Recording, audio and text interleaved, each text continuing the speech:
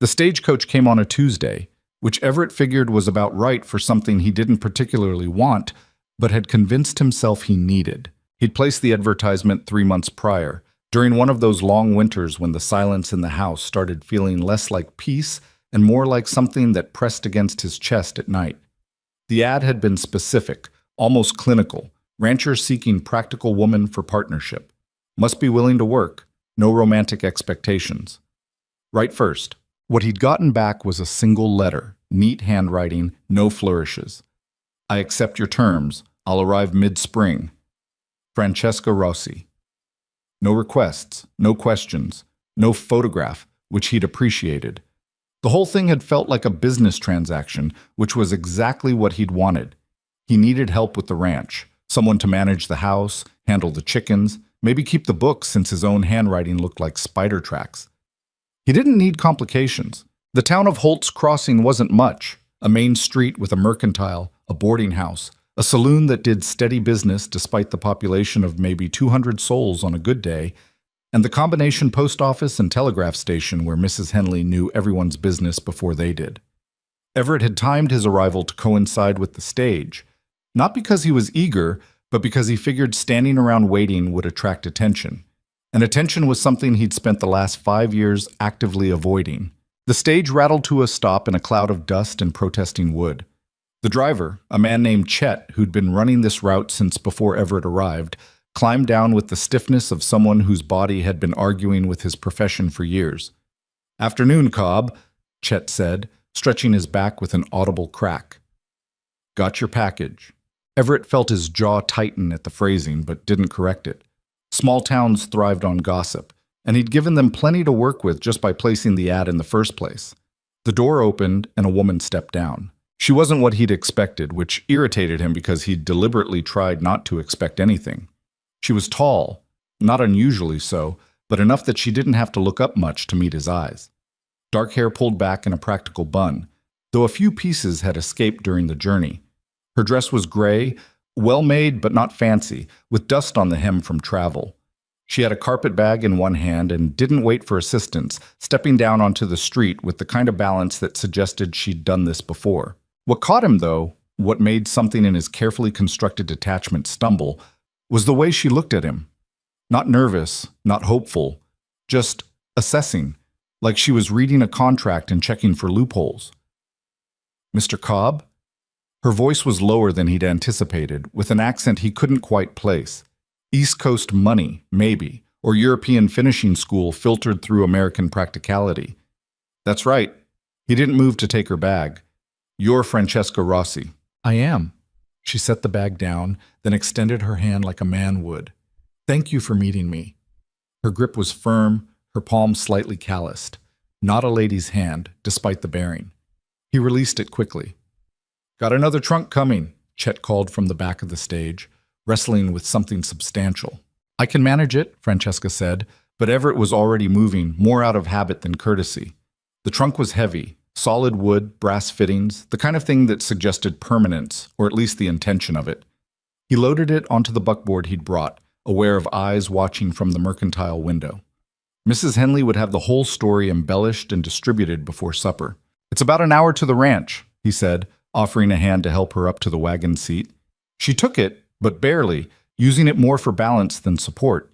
She settled beside him, arranging her skirts with economical movements, and he clicked the horses into motion.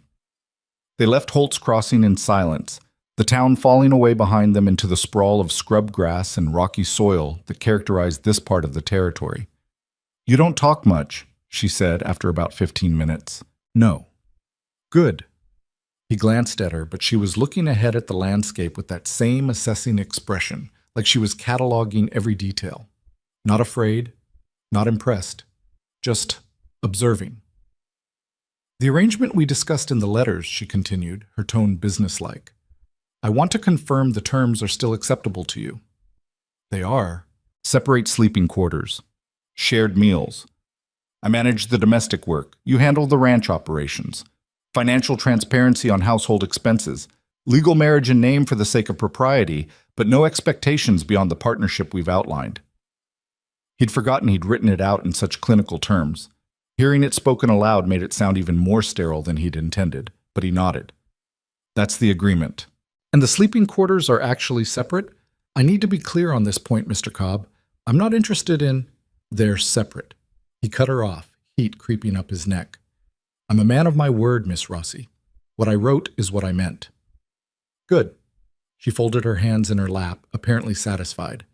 Then we'll get along fine. The ranch came into view as they crested the final ridge, a sprawling collection of weathered buildings set against the backdrop of distant mountains. The main house was 2 stories, built solid but showing its age. The barn leaned slightly to the left, a problem he kept meaning to address. Corrals and outbuildings scattered across the property like someone had thrown seeds and let them grow where they fell. It wasn't much, but it was his. Bought with money he'd saved working other men's ranches, built up over 5 years of hard work and careful planning. No debts, no one looking over his shoulder, just him and the cattle and the kind of silence he'd once thought he'd wanted. Francesca studied it all with that same unreadable expression. How many head?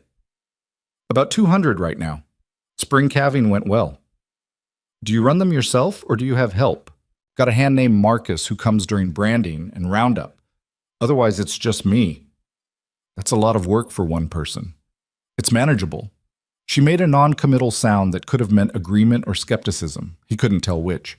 He pulled the wagon up to the house and climbed down, then helped her descend, or rather, stood nearby while she descended on her own, barely acknowledging his offered hand. The trunk required both of them to maneuver it up the porch steps and through the front door. Inside, the house smelled like old wood and coffee and the faint mustiness of rooms that didn't get enough air. He'd cleaned before leaving, swept the floors and washed the dishes, but he could see it through her eyes now. The worn furniture, the bare walls, the kind of utilitarian existence that came from a man who viewed his home as purely functional. Kitchen's through there, he said, gesturing. Pantry's stocked, though probably not how you'd organize it. Well's out back. The pump works, but you have to prime it sometimes. Upstairs are 3 bedrooms. You can take the one on the left. It's got a window facing east, catches the morning light. She was already moving through the space, running a finger along the mantel, checking the damper on the stove, opening cupboards. Not judging exactly, but definitely cataloging. The bedroom on the right? She asked, pausing at the base of the stairs. That's mine. And the third? Something in his chest tightened. Locked. Storage. She looked at him for a long moment, and he had the distinct impression she knew he was lying, or at least not telling the whole truth, but she just nodded. I'll get settled, then start on supper. Unless you have preferences about meal times? Whenever it's ready is fine. 6 o'clock then. That gives me time to unpack and take inventory of what we have. She climbed the stairs with her carpet bag, leaving him standing in the middle of his own house, feeling like somehow, in the space of an hour, it had become less his than it had been that morning. Supper was beef stew, made from what she'd found in the pantry and root cellar. She'd located everything without asking, moving through the kitchen with an efficiency that suggested either experience or natural aptitude. Everett sat at the table, his table, and felt like a guest. The pantry organization needs work, she said, ladling stew into bowls. And you're low on flour and sugar. I noticed a garden plot out back, but it hasn't been planted this year. Haven't had time.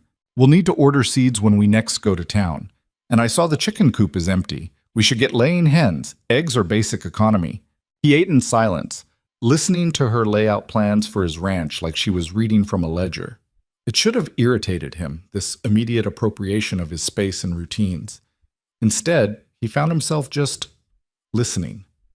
Her voice was pleasant, matter of fact. She wasn't asking permission exactly, but she wasn't demanding either, just stating observations and logical conclusions. You don't like chicken? She asked, and he realized he'd been staring at his bowl. It's good. But? No but. It's good. He took another bite to prove it. Better than what I usually make. Which is? Beans. Sometimes with salt pork if I'm feeling ambitious. Something that might have been amusement flickered across her face. I'll try to elevate your standards. They finished eating in silence. She collected the dishes without being asked, and he found himself standing awkwardly, unsure of the protocol. In his previous life, the one before, he would have helped. But that was a different arrangement, a different person. "I'll be turning in early," she said, pumping water into the basin. "The journey was long." "Right, I'll be up before dawn. Stock needs checking." "I'll have breakfast ready." He nodded, then headed out to do a final check of the barn, more because he needed the space than because the animals required it. The sun was setting, painting the sky in shades of orange and purple that he'd stopped noticing years ago. The cattle were settled, dark shapes against the darkening grass. Everything was as it should be. When he returned to the house, the kitchen was clean, the lamp in the upstairs left window was lit, and the door to her room was closed. He stood in the hallway for a moment, listening to the unfamiliar sounds of another person in the house. The soft creak of floorboards, the rustle of fabric, the small domestic noises he'd trained himself to stop expecting. Then he went to his own room, closed the door, and sat on the edge of the bed, trying to figure out why the successful execution of a practical plan felt so much like he'd made a terrible mistake. But the first week passed in a rhythm that was both new and oddly natural. Francesca rose before him somehow, had coffee ready when he came downstairs. She worked through the house like a general organizing troops, cleaning, rearranging, making lists of supplies needed. She didn't ask about the locked room again, though he sometimes caught her glancing at the door at the end of the hall. She was good with her hands, he noticed. Fixed the latch on the chicken coop when the new hens arrived. Replanted the garden with seeds she'd ordered through Mrs. Henley, who'd been frankly delighted to have new gossip material. Mended his shirts without being asked, though she left them folded on his bed rather than putting them away, maintaining that boundary between his space and hers. They ate meals together, conversation sparse but not uncomfortable. She'd ask about the cattle, he'd answer. He'd mention needing to ride out to check fence lines, she'd pack him lunch. It was functional, practical, exactly what they'd agreed to. Except sometimes he'd catch her staring at the horizon with an intensity that seemed like more than just appreciating the view. The way she kept her important papers in a leather folder that never left her carpet bag, which never left her room. The way she tensed slightly when they went to town, her eyes scanning faces like she was looking for someone or afraid of finding them.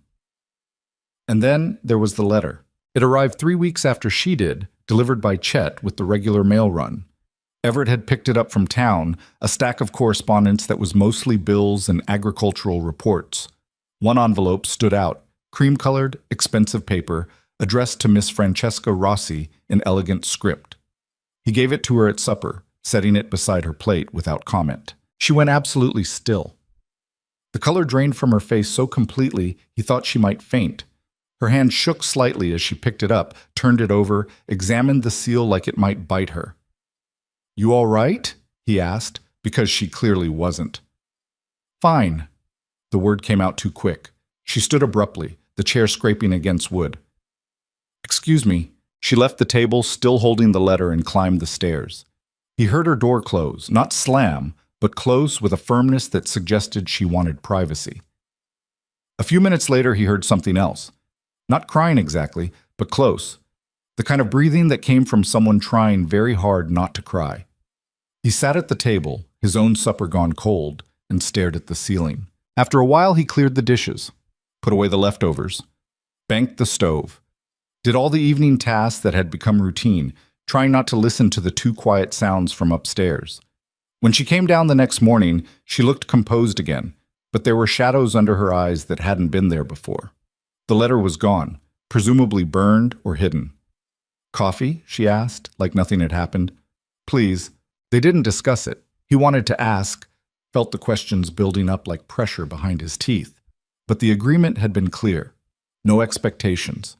No entanglements. This was a business arrangement.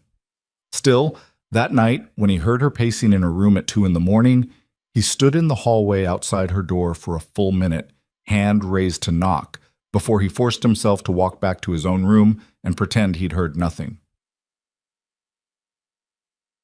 The summer heat came on hard and sudden, the way it did in this part of the territory. The work intensified, cattle to be moved to higher pastures, hay to be cut and stored, the eternal maintenance that a ranch demanded. Francesca adapted, taking on more outdoor tasks despite the sun and dust. She learned to handle the horses, feed the chickens, manage the garden that was now producing more vegetables than he'd seen in years. She still kept her secrets, but she'd relax slightly. Sometimes over supper, she'd offer small pieces of herself. She'd grown up in the city. Which city, she didn't say. Her mother had died when she was young. She could speak 3 languages and had a head for numbers that made managing the household accounts almost trivial. "You could have done better than this," he said one evening, the words coming out before he could stop them. "Than here, I mean. A woman with your education, your abilities."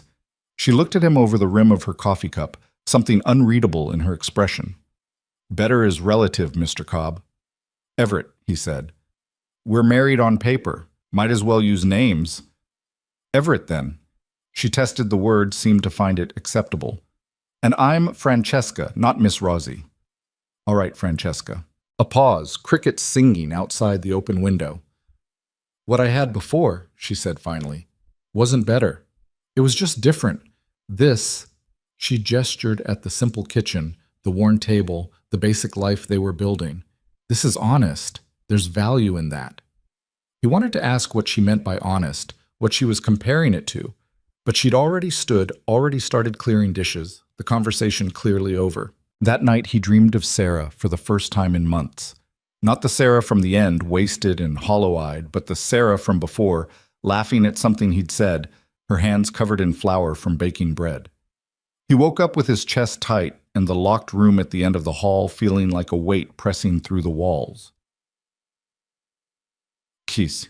Marcus arrived in late July for the branding, a wiry man in his 50s who'd worked ranches his whole life and had opinions about everything. He took one look at Francesca and grinned. "Well, hell, Cobb, you finally got smart." "It's not like that," Everett said quickly. "Sure it isn't." Marcus winked at Francesca, who'd come out to meet him. "Ma'am, I hope you know what you're getting into with this one.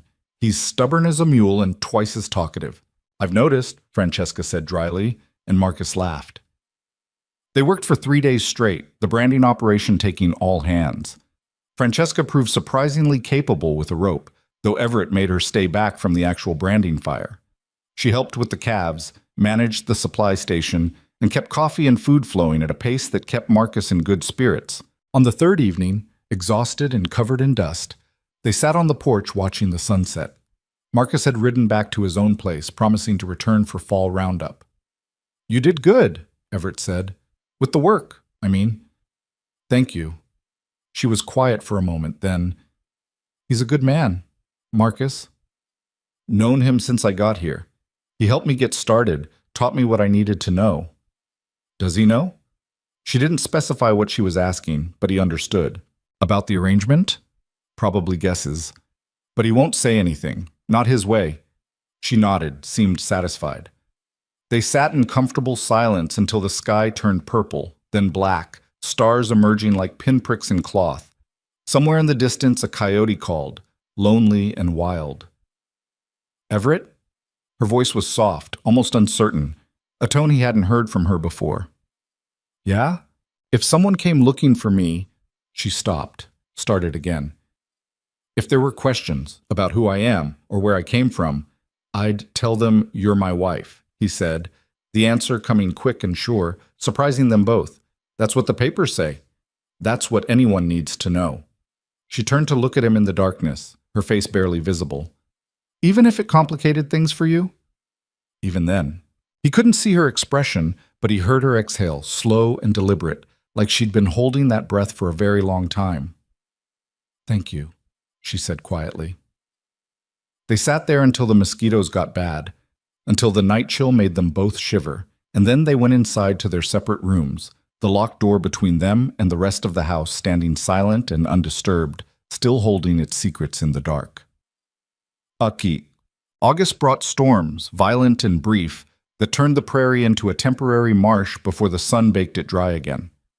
Francesca stood on the porch during one of them, watching lightning split the sky, and Everett watched her from the kitchen window, wondering what she was seeing in all that chaos. The ranch was running better than it had in years. The numbers showed it. The accounts she kept in her precise handwriting, the improvements she'd documented, the small efficiencies that added up to something substantial. He told himself that's all this was, a successful business partnership, a practical solution to practical problems. But sometimes, when she smiled at something he said, those rare moments when she forgot to guard herself, He felt the foundations of that lie beginning to crack. The locked room at the end of the hall remained locked. The secret she carried remained unspoken, and the fragile arrangement they'd built remained exactly that. Fragile, held together by mutual agreement not to push, not to ask, not to expect more than what had been promised. It was working. It was fine. It was exactly what he'd wanted. He told himself that every night, standing in the dark hallway between their rooms, listening to her breathing on the other side of the wall, trying to remember why he'd thought silence and distance were the same thing as peace. The enforcer would arrive on a Thursday morning in early September, when the leaves were just starting to turn, and the air had that first hint of coming cold. But they didn't know that yet. For now there was just the ranch, the work, the careful dance of two people trying very hard not to admit that the arrangement they'd made was starting to feel like something neither of them had bargained for. The summer was ending, and with it, the brief illusion that the past could stay buried, that secrets could stay hidden, and that wanting nothing was the same thing as being safe. The enforcer arrived on a Thursday, just like Everett would later remember, though at the time all he registered was the unfamiliar horse coming up the drive at a pace that wasn't hurried but wasn't leisurely either. Purposeful. That was the word that came to mind as he straightened from checking the fence post he'd been replacing, wiping sweat from his forehead with the back of his hand. The rider was well dressed, which was the first wrong thing. Out here, men wore practical clothes, denim and cotton, worn soft from work and weather. This man wore a coat that probably cost more than Everett made in a month, dark fabric that hadn't seen a day of honest labor. His horse was fine too, a bay gelding with good lines and better breeding than anything in Everett's modest string. Everett set down his tools and started walking toward the house, keeping his pace steady even as something cold settled in his gut. Through the kitchen window, he could see Francesca moving. She'd been baking bread, the smell of it drifting out through the open door. Then she stopped, went still in that particular way she had when something wasn't right. She'd seen the rider too. By the time Everett reached the porch, she was standing just inside the screen door, flour still dusting her hands, her face carefully blank in a way that told him everything he needed to know. This was what she'd been afraid of. This was the someone she'd been watching for. The rider dismounted with practiced ease, looping his reins over the fence rail. Up close, he was younger than Everett had first thought, maybe 30, with the kind of clean-shaven face and neat hair that spoke of regular access to barbershops and hot water. His eyes, though, were older, calculating. "Afternoon," the man said, his voice pleasant enough. Eastern accent, educated. "I'm looking for the owner of this property." "You found him." Everett didn't move from the porch steps, positioning himself between this stranger and his house. Behind the screen door, Francesca had gone completely motionless. "Pell Hutchins." The man didn't offer his hand, which was probably smart given that Everett had no intention of shaking it. "I'm here on behalf of a client who's looking for someone, a woman who may have passed through this area some months back." "That's so." Italian descent, late 20s, dark hair, educated, well-spoken, likely traveling alone, possibly under an assumed name. Hutchins pulled a small photograph from his inside pocket, held it up. "Have you seen this woman?" Everett didn't need to look at the photograph to know who it was, but he looked anyway, taking his time. The image showed a younger Francesca, hair arranged in an elaborate style, wearing a dress that probably cost more than his entire house. She looked like someone else entirely, polished, refined, the kind of woman who attended opera and charity balls, not someone who'd spend her mornings feeding chickens and her afternoons working a vegetable garden. "No," he said, handing it back. "Can't say I have." Something flickered in Hutchins' expression, not quite disbelief, but close. "You're certain? A woman like this would stand out, even in a place like this." "I'm certain." Everett kept his voice level, bored even. "We don't get many strangers out this way, and I'd remember someone who looked like that." Hutchins studied him for a long moment, and Everett forced himself to hold the man's gaze without flinching, without looking toward the house, without giving anything away. Inside, his heart was hammering against his ribs, but he'd learned a long time ago how to keep his face still when it mattered. "I was told," Hutchins said slowly, "that you recently married, brought a woman out from back east." "That's right." "Mind if I meet her?" "I do, actually." Everett crossed his arms. "My wife's not used to entertaining unexpected visitors." and I don't much appreciate strangers showing up uninvited, asking questions. I'm not trying to cause trouble, Mr. Cobb. I'm simply trying to locate someone who's very important to my client. Her father is quite worried about her. Her father. Everett let skepticism color his tone. And he sent you instead of coming himself. Mr. Rossi is a very busy man. He has resources, connections. He's willing to offer a substantial reward for information leading to his daughter's safe return. There it was. The name Francesca had given him, confirmed. And the implication clear as day. This wasn't a concerned father looking for a lost daughter. This was a rich man with power trying to retrieve property that had slipped his control. Can't help you, Everett said flatly. Like I said, I haven't seen anyone matching that description. Now, if you don't mind, I've got work to do. Hutchins didn't move. Would it be possible for me to water my horse? It's been a long ride from town. It was a reasonable request, the kind that refusing would seem suspicious. Everett hesitated, then nodded toward the trough. Help yourself. While Hutchins led his horse to the water, Everett risked a glance at the house. The screen door was empty now, Francesca having retreated deeper inside. Smart. Let the man wonder if there even was a wife, if Everett was lying about that too. Hutchins took his time, letting the horse drink, looking around the property with eyes that cataloged everything. The barn, the corrals, the house itself. When he finally remounted, he looked down at Everett with an expression that was almost sympathetic. If you do happen to remember anything, or if anyone matching this description shows up, there's a telegram office in town. Message to Hutchins, care of the Grand Pacific Hotel in Chicago. Like I said, there's money in it. I'll keep that in mind. You do that. Hutchins gathered his reins. Oh, and Mr. Cobb, my client is a very determined man, very connected. If his daughter is out here somewhere, he will find her. It would be better for everyone involved if that happened sooner rather than later. The threat was polite but unmistakable. Everett felt his jaw tighten, but he kept his voice steady. I'm sure he will. Safe travels, Mr. Hutchins. He watched the man ride away, staying on the porch until the horse and rider disappeared over the ridge. Only then did he allow himself to breathe, his hands unclenching from fists he hadn't realized he'd made. Inside, the house was silent. He found Francesca in the kitchen, standing with her back against the far wall, arms wrapped around herself. The bread she'd been making sat forgotten on the counter, the dough collapsed and useless. He's gone, Everett said. She nodded but didn't speak, didn't move. Francesca, you lied for me. Her voice was barely above a whisper. You looked him in the eye and lied. Yes. You don't even know what you've gotten yourself into, what he'll do if he finds out. I know enough. He moved closer, slowly, like approaching a spooked horse. Your father sent him, this Rossi. That's who you're running from. It's more complicated than that. Then explain it to me. She looked up at him finally, and the fear in her eyes was raw, unguarded in a way he'd never seen from her. You should have told him the truth, sent me away. This isn't your fight, Everett. Maybe not, but I made a choice out there, and I'm not taking it back. He pulled out a chair, sat down heavily. Talk to me. Help me understand what we're dealing with. For a long moment, he thought she wouldn't. She just stood there, trembling slightly, looking like she might bolt or collapse. He couldn't tell which. Then, slowly, she moved to the table, sank into the chair across from him. My father is Antonio Rossi, she said, the name coming out like something bitter.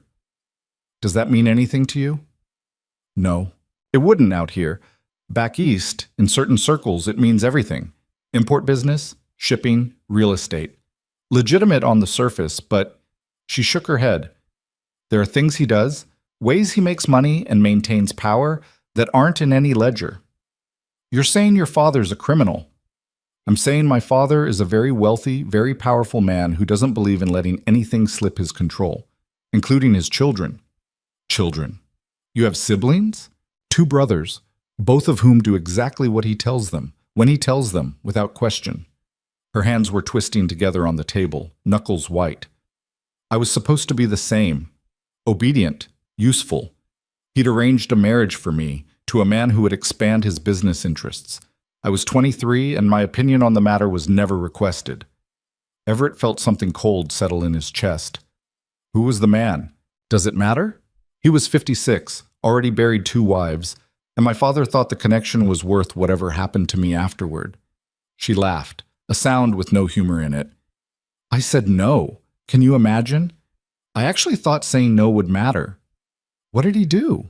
He explained very calmly that I didn't understand the situation, that this marriage would happen whether I agreed or not, that if I tried to refuse, he would make sure I understood the consequences, not to me, but to the people I cared about.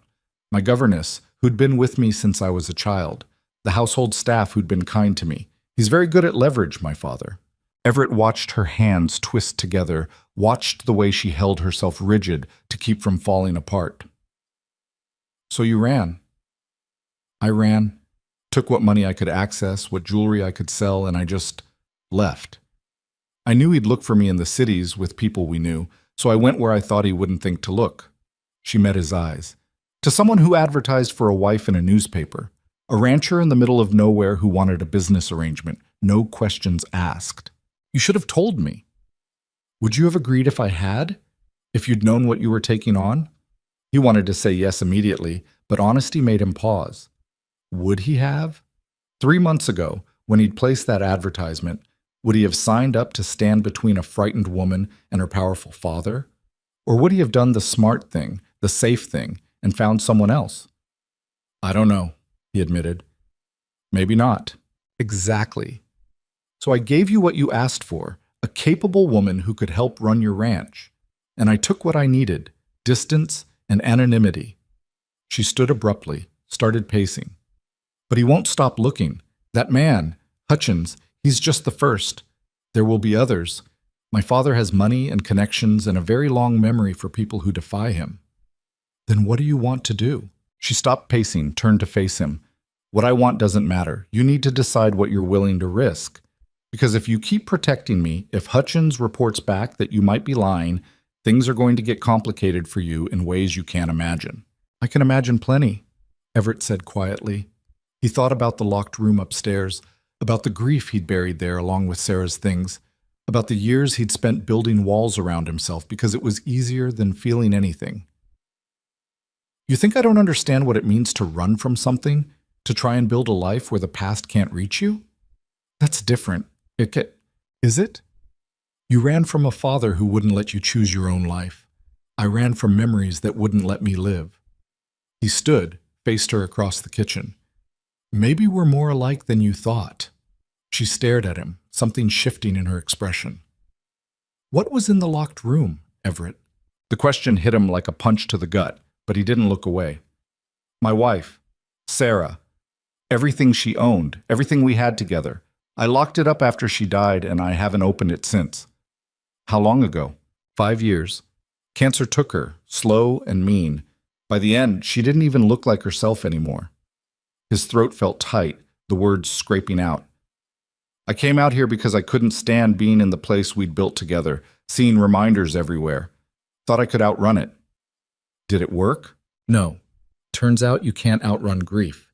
You just carry it with you. He moved to the window, looked out at the land he'd worked so hard to claim. So yes, Francesca, I understand running. And I understand that sometimes the things we're running from catch up no matter how far we go. She was quiet for a long time. When she finally spoke, her voice was steadier. What do we do?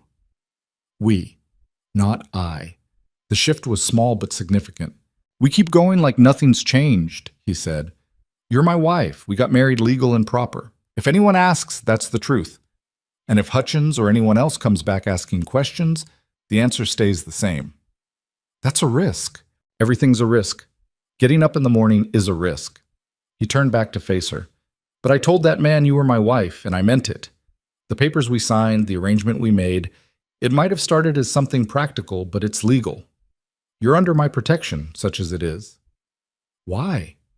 The word came out raw, confused. Why would you do this for someone you barely know? He thought about that, about all the careful reasons he'd constructed for this arrangement, all the logical justifications he'd given himself. And then he thought about the way she'd looked at Hutchins' photograph, the terror poorly hidden behind her composed mask, the way she'd stood against that wall like she was bracing for a blow. Because you asked for help, he said simply. And I'm in a position to give it. That's enough.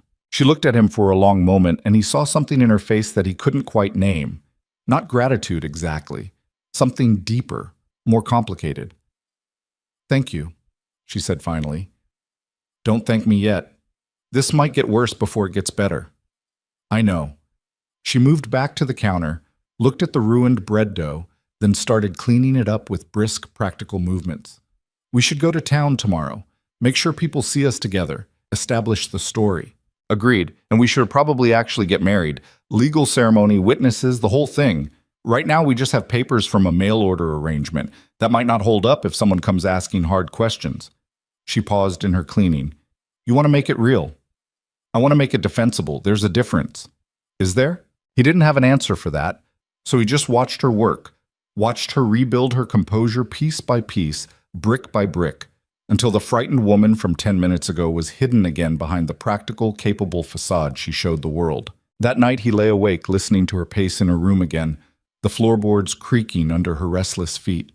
Around midnight he got up, went downstairs, made coffee he didn't want just to have something to do with his hands. He was standing at the kitchen window, looking out at the dark shapes of the barn and corrals, when he heard her come down the stairs. "Couldn't sleep either?" she asked. "No." She poured herself coffee, added sugar from the bowl on the counter, stirred it slowly. "I keep thinking about what happens next. The scenarios running through my head." "What kind of scenarios?" "He'll check, Hutchins. He'll ask around town, see if anyone knows about a woman matching my description arriving recently. Mrs. Henley will tell him everything. She saw me get off that stage, saw you collect me. So we stick to the story. You're my mail-order bride. We got married, and you've been here working the ranch. Nothing suspicious about that. Unless he asks to see marriage records, or wants to talk to me directly. Then we show him the papers we have, and you tell him you're happy here and want to be left alone." Everett set down his cup. "Look, this man, your father, he's used to people being afraid of him. Used to power working a certain way. But out here, his money and connections don't mean as much. Out here, a man's word and his willingness to back it up count for something." "You're talking about violence." "I'm talking about standing ground. There's a difference." She looked at him over the rim of her cup, her expression unreadable in the dim lamplight. "You really would fight for this. For me." "I told you I would." "But why? What do you get out of this except trouble?" It was a fair question, and one he'd been asking himself since Hutchins rode away. What was he getting out of this? The arrangement had been practical. Help with the ranch, someone to manage the domestic work he'd been neglecting. That was still true. But somewhere between that first awkward meeting at the stagecoach and now, something had shifted. Maybe it was the way she'd fit herself into his life without demanding he change everything about it. Maybe it was the quiet competence she brought to everything she touched. Or maybe it was simpler than that. Maybe it was just that for the first time in 5 years, the house felt like something more than a place to sleep between work. "I get someone who doesn't ask me to be anything I'm not," he said finally. "Someone who works hard and keeps her word. That's worth something." "Is it worth standing up to men like Hutchins? Men who work for people like my father?" "I guess we'll find out." They finished their coffee in silence, and when she went back upstairs, he stayed in the kitchen until dawn started graying the windows. Then he went out to start the morning chores, moving through the familiar routines while his mind worked over the problem from every angle. By the time Francesca came out with breakfast, he'd made a decision. "We're going to town today," he said. "Going to see Reverend Miller, get properly married with witnesses. Then we're going to make sure everyone knows it. Have supper at the boarding house, maybe. Let people see us together. You want to make a show of it?" "I want to make it real enough that no one questions it." He paused. "Unless you don't want to." Want doesn't really enter into it, does it? We need to protect the story. But there was something in her voice, a hesitation that made him look up from his eggs. "If you'd rather not..." "No, you're right. It's the smart thing to do." She sat down across from him, her own plate untouched. "I just want to be clear about what this is. A legal protection. A strategic move. Not what people usually mean when they get married." "I know." He met her eyes.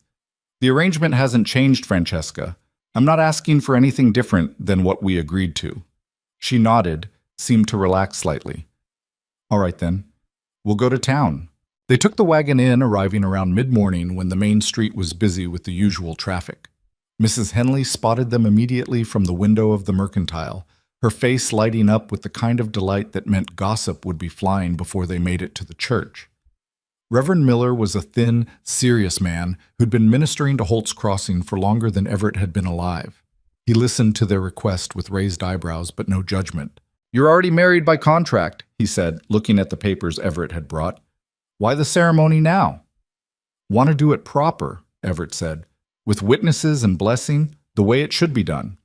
The Reverend looked between them, his gaze sharp. "This is a sacrament, not a business arrangement. I need to know you both understand what you're entering into." "We understand," Francesca said, her voice steady.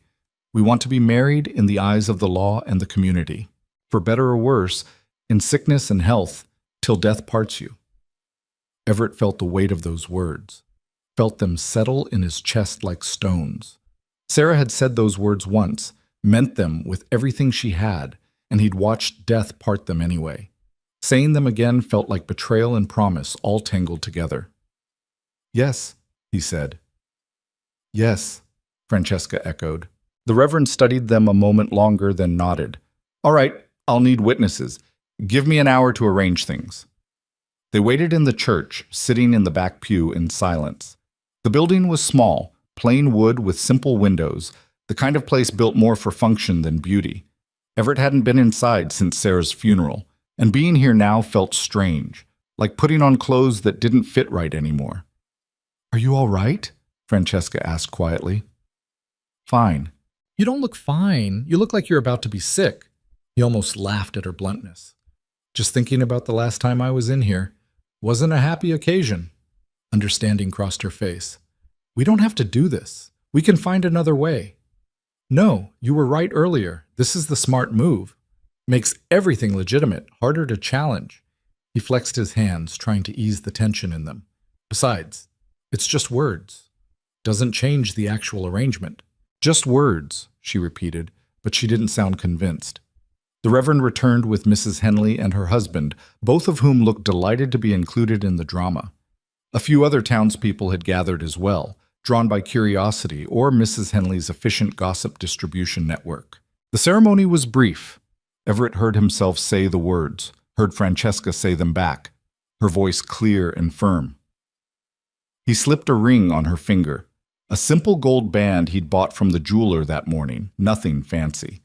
She hadn't expected it, he could tell from the slight widening of her eyes, but she held her hand steady while he placed it. "You may kiss the bride," Reverend Miller said. Everett hesitated. They hadn't discussed this part, hadn't planned for it. But people were watching, and not kissing her would look strange, would raise questions they couldn't afford. He leaned in, pressed his lips to hers briefly, carefully. It was chaste, quick, the kind of kiss that satisfied propriety without promising anything. But her lips were soft and slightly parted in surprise, and something in his chest twisted unexpectedly. When he pulled back, her cheeks were flushed, and she wouldn't quite meet his eyes. The small crowd applauded. Mrs. Henley dabbed at her eyes with a handkerchief, already composing the story she'd tell. They signed the register, made it official in every way that mattered legally. "Congratulations," the Reverend said, shaking Everett's hand. "May you both find happiness together." Happiness. The word felt foreign, like something from a language he'd forgotten how to speak. They left the church to well wishes and congratulations, endured Mrs. Henley's insistence on hosting them for tea, made small talk with neighbors Everett barely knew. All the while, he was aware of Francesca beside him, playing her part perfectly. The blushing bride, the happy wife, the woman grateful to have found a good man. It was a performance, and they both knew it. But somewhere in the middle of accepting congratulations and fielding questions about their plans, Everett caught himself watching her, really watching her. The way she smiled at Mrs. Henley's stories, the way she handled questions about their courtship with just enough detail to satisfy without revealing anything real. She was good at this, he realized, good at being whoever she needed to be. It made him wonder who she really was, underneath all the layers of protection she'd built around herself. They had supper at the boarding house like he'd planned, making sure everyone saw them together, saw the ring on her finger, saw them behaving like a married couple. By the time they headed home in the twilight, the story was set, established, witnessed, and impossible to deny. "That went well," Francesca said as they left town behind. "As well as it could." Mrs. Henley will have told everyone within 50 miles by morning. That's the idea.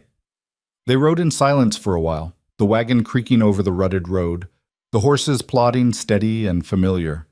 The sun was setting behind them, painting the sky in shades of orange and red that reminded Everett of fire. "The ring," Francesca said eventually, turning it on her finger. "You didn't have to do that. Needed something for the ceremony. People would notice if there wasn't a ring. It's nice. Simple. Can return it if you want something different." "No." She closed her hand around it, protective. "It's perfect for what it is." For what it is. A prop in their carefully constructed story. A piece of metal that meant everything and nothing, depending on how you looked at it. When they got home, Everett unhitched the horses while Francesca went inside to start supper. The routine was comforting, familiar, except now there was this new weight to it. The words they'd said, the promises they'd made in front of witnesses. Legal and binding in ways their original contract hadn't been. He was brushing down the second horse when he heard her scream.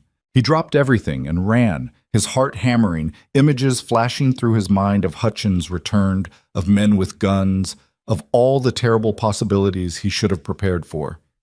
He burst through the kitchen door to find Francesca standing in the middle of the room, staring at the table. Another letter. Cream-colored paper, expensive, the handwriting the same elegant script as before. "Don't touch it," she said when he moved forward. Her voice was shaking. "Just don't. Francesca." "He knows. He knows I'm here. He knows about you. He knows everything." She wrapped her arms around herself, the same defensive posture she'd had when Hutchins arrived. "How? How does he know?" Everett picked up the letter, turned it over. No postmark, which meant someone had delivered it directly. Left it here while they were in town, while the house was empty. "Someone was here," he said, cold anger replacing fear. "Someone came into our house. He has people everywhere. I told you he has connections." She was pacing now, agitated. "We should never have gone to town, should never have made it public. Now he knows for certain. Open it." "What?" "Open the letter. Let's see what he has to say." Her hands were shaking as she took it from him, broke the seal, unfolded the single sheet inside. Her eyes scanned the contents, and the color drained from her face. "Read it to me," Everett said. "I can't." "Read it." She swallowed hard, then began, her voice barely above a whisper. "My dearest Francesca, I trust this letter finds you well, though I confess I am disappointed by the choices you have made. I understand you believe you have found safety in this remote location, with this rancher. I want you to know that I bear Mr. Cobb no ill will. He is, I'm sure, a decent man who thought he was helping you. But this situation cannot continue. You have responsibilities, commitments that cannot be avoided simply because you find them inconvenient. I am prepared to be reasonable. Return home within the month, and we will discuss your future like civilized people. Refuse, and I will be forced to take steps to protect our family's interests and reputation. You know I have the resources to make life very difficult for those who stand in my way. I would hate for Mr. Cobb to suffer for your poor judgment. Your loving father, Antonio Rossi." The threat was clear, polite, and absolutely serious. Everett felt rage building in his chest, hot and sharp. "He's threatening you," Francesca said numbly. "Threatening to hurt you if I don't go back." "Let him try. You don't understand what kind of man he is, what he's capable of. Oh, I understand plenty." Everett took the letter from her, read it again himself. The words were carefully chosen, the tone almost paternal. It made his skin crawl. "He wants you scared, wants you to think you have no choice." "I don't have a choice. He'll destroy you, destroy everything just to prove he can." "Only if we let him." She stared at him like he was insane. "How can you be so calm about this? He just threatened your life, your home, everything you've built, because getting scared is what he wants. Panicking is what he expects." Everett set the letter down deliberately. "But here's what he doesn't understand. I'm not some business associate he can intimidate. I'm not part of his world where money and connections solve everything. Out here, things work different. That won't protect you from him. Maybe not, but I'll be damned if I'm going to let some rich bastard who thinks he owns his daughter come in here and dictate terms. He moved to the window, looked out at his land, the land he'd worked for, bled for, built from nothing. This is my home. You're my wife, legal and proper as of this afternoon, and I don't take kindly to threats. Everett, please, you have to understand. No, you have to understand. He turned back to face her. I made a choice when Hutchins was here. I made it again today in that church, and I'm making it now. You're not going back to him, not unless you want to, and something tells me you don't. Of course I don't want to, but wanting doesn't matter when it matters to me. The words came out harder than he intended. You think I don't know what it's like to feel trapped? To have someone else's decisions control your whole life? I watched my wife die slowly, piece by piece, and there wasn't a damn thing I could do about it. Couldn't fix it, couldn't stop it, couldn't even make it easier. Just had to watch and wait and know that every choice I made didn't matter because the ending was already written. She went very still, watching him with wide eyes. So yeah, he continued, I understand feeling powerless, and I understand that sometimes the only control you have is choosing how you're going to stand when everything falls apart. Your father thinks he can make you come back through threats? Fine, let him try, but he's going to find out that some things can't be bought or bullied into submission. You're talking about fighting him, really fighting. I'm talking about not rolling over. He picked up the letter again, walked to the stove, and fed it to the fire. They both watched it curl and blacken, the expensive paper turning to ash. He wants an answer within a month? Here's his answer. Francesca watched the letter burn, something shifting in her expression. He'll send more men, worse than Hutchins. Probably. They might not be polite next time, might not ask questions first. I know. And you're still willing to do this. I am. She studied him for a long moment, and he could see her working through it, weighing options, calculating risks the way she did with the household accounts. Finally, she straightened her shoulders, lifted her chin. Then we need to prepare. If he's going to come at us, we should be ready. Agreed. I'll talk to Marcus tomorrow, see if he knows anyone who might be willing to help if things get rough. And we should think about the locked room, she interrupted. He stopped. What? The locked room upstairs. If we're doing this, if we're really standing together against this, then there can't be locked rooms between us. No secrets. She moved closer, her eyes searching his face. You asked me to explain my past. I did. Now I'm asking you to do the same. That's different, Maseo. Is it? We're married now, Everett, really married, with witnesses and vows and legal documents. If we're going to trust each other enough to face what's coming, then we need to actually trust each other. She was right, and he hated that she was right. The locked room had been his sanctuary, his way of keeping the past separate from the present. Opening it would mean confronting everything he'd spent 5 years avoiding. But she'd opened herself to him, told him about her father and the marriage she'd run from and the fear that woke her up at night. She'd made herself vulnerable in ways that clearly terrified her. The least he could do was match that honesty. All right, he said quietly. Tomorrow. I'll open it tomorrow. She nodded, satisfied. Thank you. They finished making supper together, moving around each other in the kitchen with a new awareness, like the ceremony had shifted something fundamental, even though they'd both claimed it was just for show.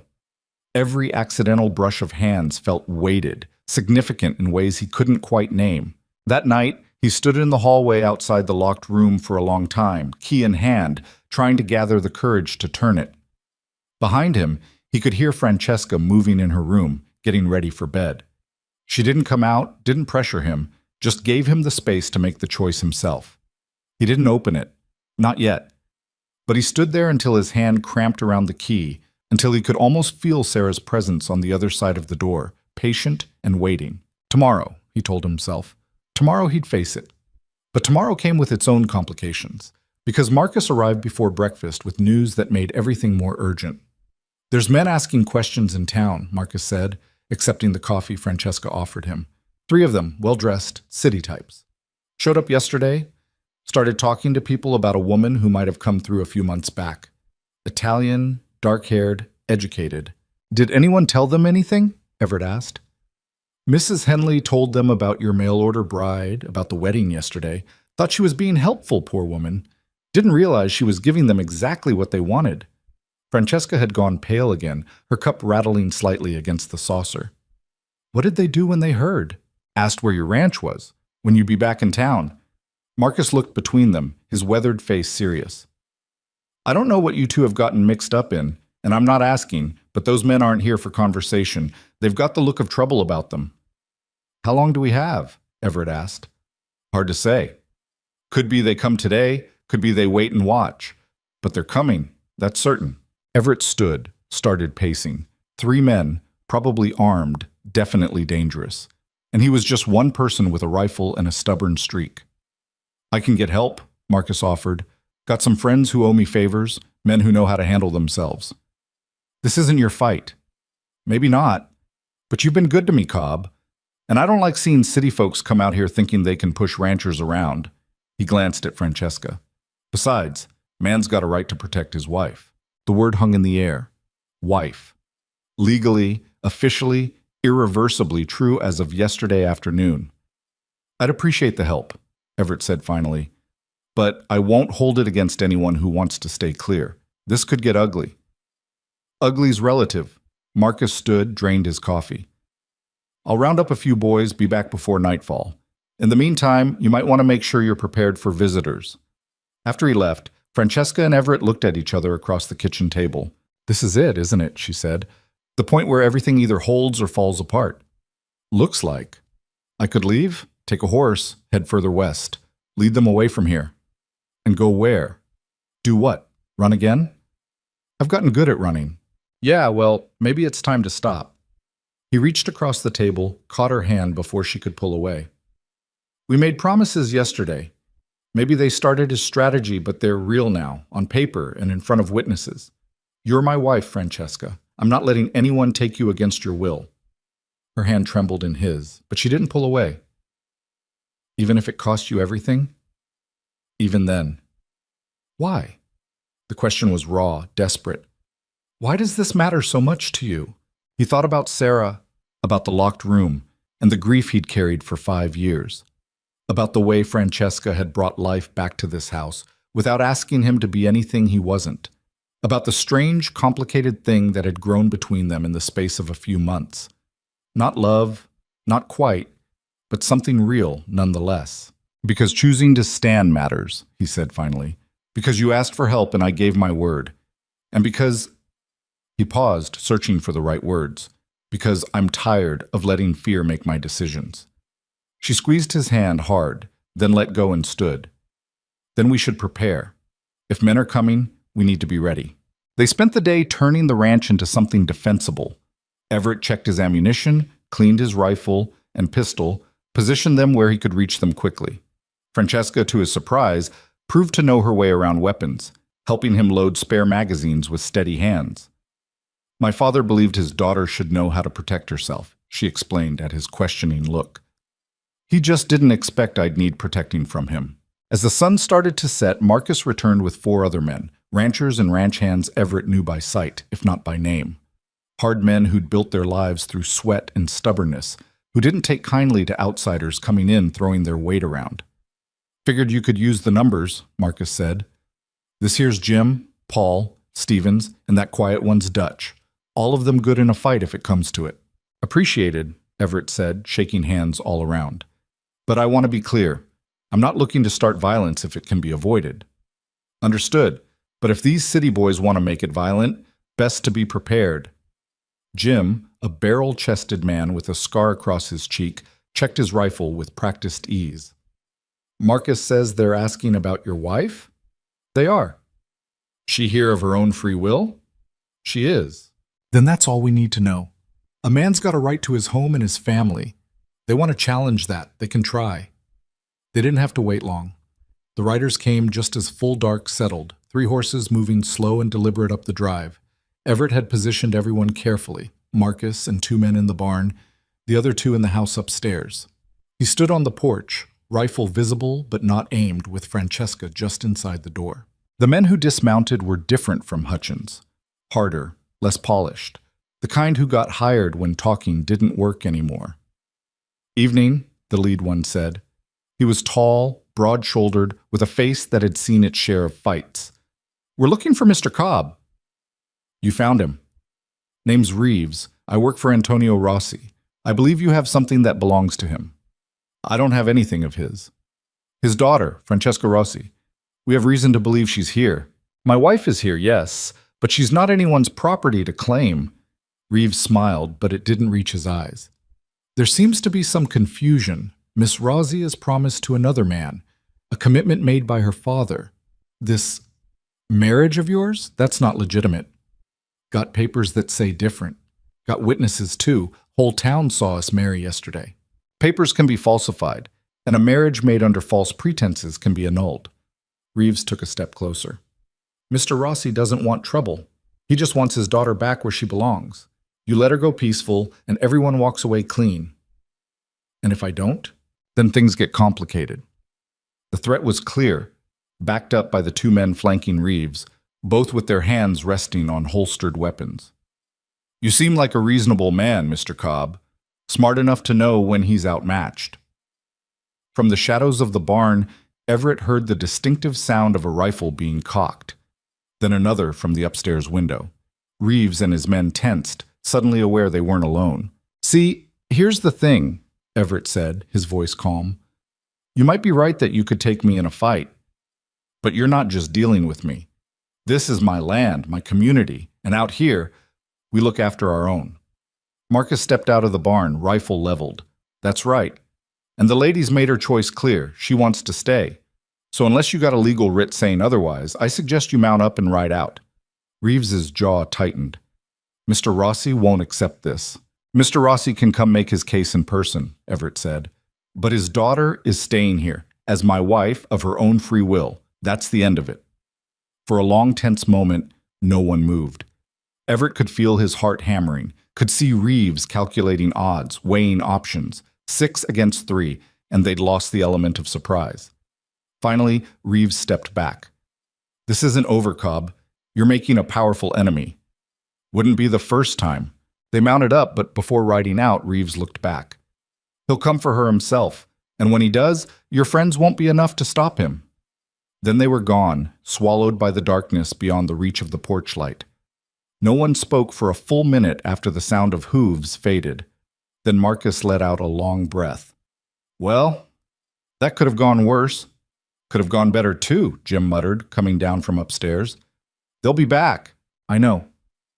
Everett looked at the men who'd stood with him, who'd risked themselves for a problem that wasn't theirs. "Thank you, all of you." "Don't thank us yet," Marcus said. "Like the man said, this isn't over." They stayed through the night, keeping watch in shifts, but no one came. By morning, Marcus and the others headed home, promising to check in regular and come running if needed. After they left, the ranch felt very quiet, very exposed. Francesca had been silent through most of it, watching from the windows, her face unreadable. Now standing in the morning light, she looked exhausted. "They'll tell my father what happened here," she said. "He'll know you stood against him." "Good. Let him know." "You don't understand. He'll see this as a challenge, as defiance that has to be answered." "Then let him answer it. I'm not backing down." She looked at him with something like wonder. "You really mean that?" "I do." For a moment he thought she might cry. Instead, she crossed the kitchen, stood close enough that he could see the gold flecks in her dark eyes. "The locked room," she said quietly. "You promised you'd open it today." He had promised, before Marcus showed up with his news, before Reeves and his threats. But a promise was a promise, and if they were really doing this, really standing together, then she deserved the honesty she'd asked for. "All right," he said. "Come on." They climbed the stairs together, stopped outside the door that had been locked for 5 years. His hand shook slightly as he fitted the key into the lock, turned it. The mechanism clicked, loud in the quiet hallway. The door swung open. Inside, everything was exactly as he'd left it. Sarah's dresses hanging in the wardrobe, her books stacked on the nightstand, her hairbrush on the dresser still holding strands of blonde hair. The bed was made, the quilt she'd stitched folded neatly at the foot. It smelled of old lavender and dust and grief. Francesca stepped in slowly, reverently, like entering a church. She touched nothing, just looked, taking it all in. She was beautiful, she said, stopping in front of the photograph on the dresser. Sarah at 20, laughing, her hair wild in the wind. Yeah, the words stuck in his throat. She was. Tell me about her. So he did. Told her about how they'd met, about the life they'd planned, about the ranch they were going to build together before the sickness came, about watching her fade, about the helplessness and rage and grief that had driven him here, to this place, trying to outrun memories that followed anyway. Francesca listened without interrupting, without offering empty comfort. When he finished, she just nodded. Thank you for telling me, for letting me see this. What now? He asked. Now we clean it out. Not throw it away, she added quickly, but pack it up properly. Give these things the respect they deserve and make space for what comes next. I don't know if I can. You can. We'll do it together. And they did.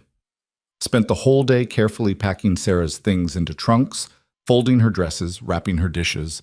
Francesca worked with quiet efficiency, treating each item like it mattered, never rushing him when he needed to stop and breathe. By evening, the room was empty except for furniture. The trunks stood ready to be moved to the attic, stored but not discarded. Better? Francesca asked. Everett looked around the bare room, felt the weight that had been pressing on his chest for 5 years ease slightly. Not gone, grief didn't work like that, but lighter, breathable. Yeah, he said. Better. That night, they sat on the porch again, watching stars emerge in the darkening sky. Somewhere out there, Antonio Rossi was planning his next move. Somewhere, men were being hired, strategies were being formed. But here, on this porch, with this woman beside him, Everett felt something he hadn't felt in a long time. Hope. It was fragile, maybe, uncertain, but it was real. And for now, that was enough. The days that followed took on a strange quality, like waiting for a storm everyone knew was coming but couldn't quite see yet. Everett found himself checking the horizon more often, his hand drifting to his rifle whenever unfamiliar sounds carried across the prairie. Francesca moved through her routines with the same efficiency as always, but there was a tightness around her eyes that hadn't been there before, a vigilance that never quite relaxed even when she was elbow-deep in bread dough or hanging laundry. They didn't talk about it directly, the threat hanging over them, the certainty that Antonio Rossi wouldn't simply accept defeat. Instead, they talked around it, their conversations taking on a careful quality, like dancers moving through steps neither wanted to name. Should probably reinforce the barn door, Everett said one morning over breakfast. Hinges are getting loose.